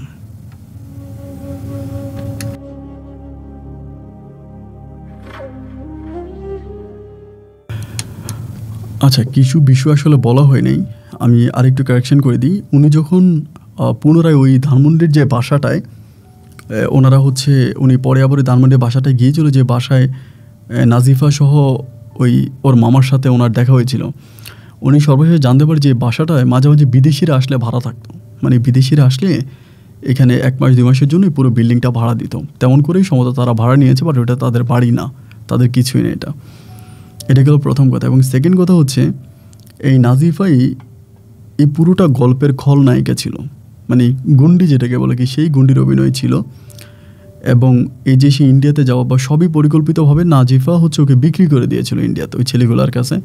এবং ছেলেরা যখন দেখলো যে ওর পরিবার থেকেও কোনোভাবেই টাকা নিতে পারতেছে না, লাস্ট পর্যন্ত ওকে দিয়ে মাদক সাপ্লাই দিল, তাতেও তাদের পয়সা উঠতেছে না, তার সাথে খারাপ কাজ করলো। দেন কতটা খারাপ হলো, ওর পুরোটা বডি ওরা সেল করে দিতে চেয়েছিল, মানে শরীরটা বিক্রি করে দিতে চেয়েছিল। ওকে মেরে ওর শরীরের যত যা আছে সব বিক্রি করবে। তো আমার তো আসলে আর কিছু বলার নাই। যারা গল্পটা শুনেছি, ইয়াং বয়সে অনেক ভাই আছো, তখনকার হয়তো উনি ফেসবুকে নিউজ পত্রিকার মাধ্যমে হয়তো এরকম একটা প্রতারণার শিকার হয়েছে, বা নিউজে পত্রিকা দেখে উনি গিয়েছে বা করেছে। কিন্তু আজকে এর চেয়েও বড় পত্রিকা কিন্তু আমাদের সামনে, যে পত্রিকা আমরা 24 আওয়ার্স ইউজ করি, সেটা হচ্ছে ফেসবুক। আমরা সবাই অ্যাক্টিভ থাকি, এবং প্রতিনিয়ত ফেসবুকে এই ধরনের লোভনীয় অফারগুলো দেওয়া থাকে। ফেসবুকে এই ধরনের লোভনীয় অফারগুলো সবসময় দেওয়া থাকে। মেয়ে কানাডিয়ান, মেয়ে আমেরিকান, মেয়ে ফ্রান্সের, মেয়ের বাপের বাড়ি আছে, বিয়ে হচ্ছে না, যোগাযোগ করেন, ফোন নাম্বার দিয়ে দেয়। অনুরোধ করি, কখনোই এই প্রতারণার ফাঁদে পা দিবেন না। কখনোই এই প্রতারণার ফাঁদে পা দিবেন না। এবং পা দিলে আপনার অবস্থায় অপুর মতো হতে পারে। আজকে অপুর কিচ্ছু নেই। ডাক্তার রিপোর্ট অনুযায়ী তিনি এখন বর্তমানে একজন হিজড়া হয়ে আছে। ওনারও ইঞ্জেকশনের চিকিৎসা হবে কি হবে না, চিকিৎসা হলে উনি কতটুকু ভালো হবে সেটা ডাক্তাররা ওরকম গ্যারান্টি দিয়ে বলে না। হয়তো ঠিক নাও হতে পারে, এমন একটা ইঞ্জেকশন ওকে পুশ করা হয়। এবং সে হয়তো ওই যে ডলারের মাধ্যমে, মানে ডলার নামের এক ভদ্রলোকের মাধ্যমে হয়তো সে বেঁচে আসছে, তা না হলে হয়তো তার এতদিনে কবরে লাশ উঠে, কবরে ঘাস উঠে যেত, ওনার গল্প হয়তো আমরা জানতেও পারতাম না। তো আমি আপনাদেরকে অনুরোধ করব যে ফেসবুকের মাধ্যমে আবার অনেকেই দেখি, অনেক মহিলারা ফেসবুকে অনেক দয়াল বাবা থাকে, মুর্শিদ বাবা থাকে, যে আপনাকে জিন হাজির করে দিবে, আপনার হাজব্যান্ডকে আপনার সাথে ভালো করে দিবে, শাশুড়ির সাথে আপনার মিল করে দিবে, আপনাকে গুপ্তধন পাওয়াই দিবে। সম্পূর্ণ মিথ্যা।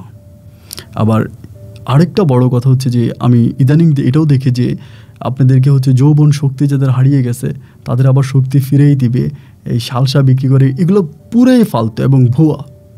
সো প্লিজ এগুলোতে কোনো সময় পা দেবেন না। এই ছোট্ট একটা জায়গায় পা দিলে আপনি অনেক বড় একটা ফাঁদে পড়ে যাবেন। ওরা প্রতিটা একটা টিম। আমি অনুরোধ করব যে এভাবে ফেসবুকে ভার্চুয়ালি কারো অপরিচিত কারোর সাথে কথাই বললেন না, দেখা তো দূরের কথা, কারণ কথা বলে আপনাকে ফাঁসাই ফেলতে পারে, আপনার কল রেকর্ড করে আপনাকে আটকাই দিতে পারে। এজন্য একটু সতর্ক হন এবং সতর্কের মাইন্ড নেয়। আমার বাবা বলেছিল যে সাবধানের মাইন্ড নেই। সো সাবধান থাকেন এবং আপনারা সাবধান থাকেন। আপনার গল্প শুনে সাবধান হলেই আমার গল্প বলা সার্থকতা। ভালো থাকবেন, সুস্থ থাকবেন, এই শুভকামনায় আজকের মতো এখানেই বিদায়। দেখা হবে অন্যদিন অন্য কারো বাস্তব জীবনের গল্প নিয়ে। আল্লাহ হাফেজ অ্যান্ড আসসালামু আলাইকুম।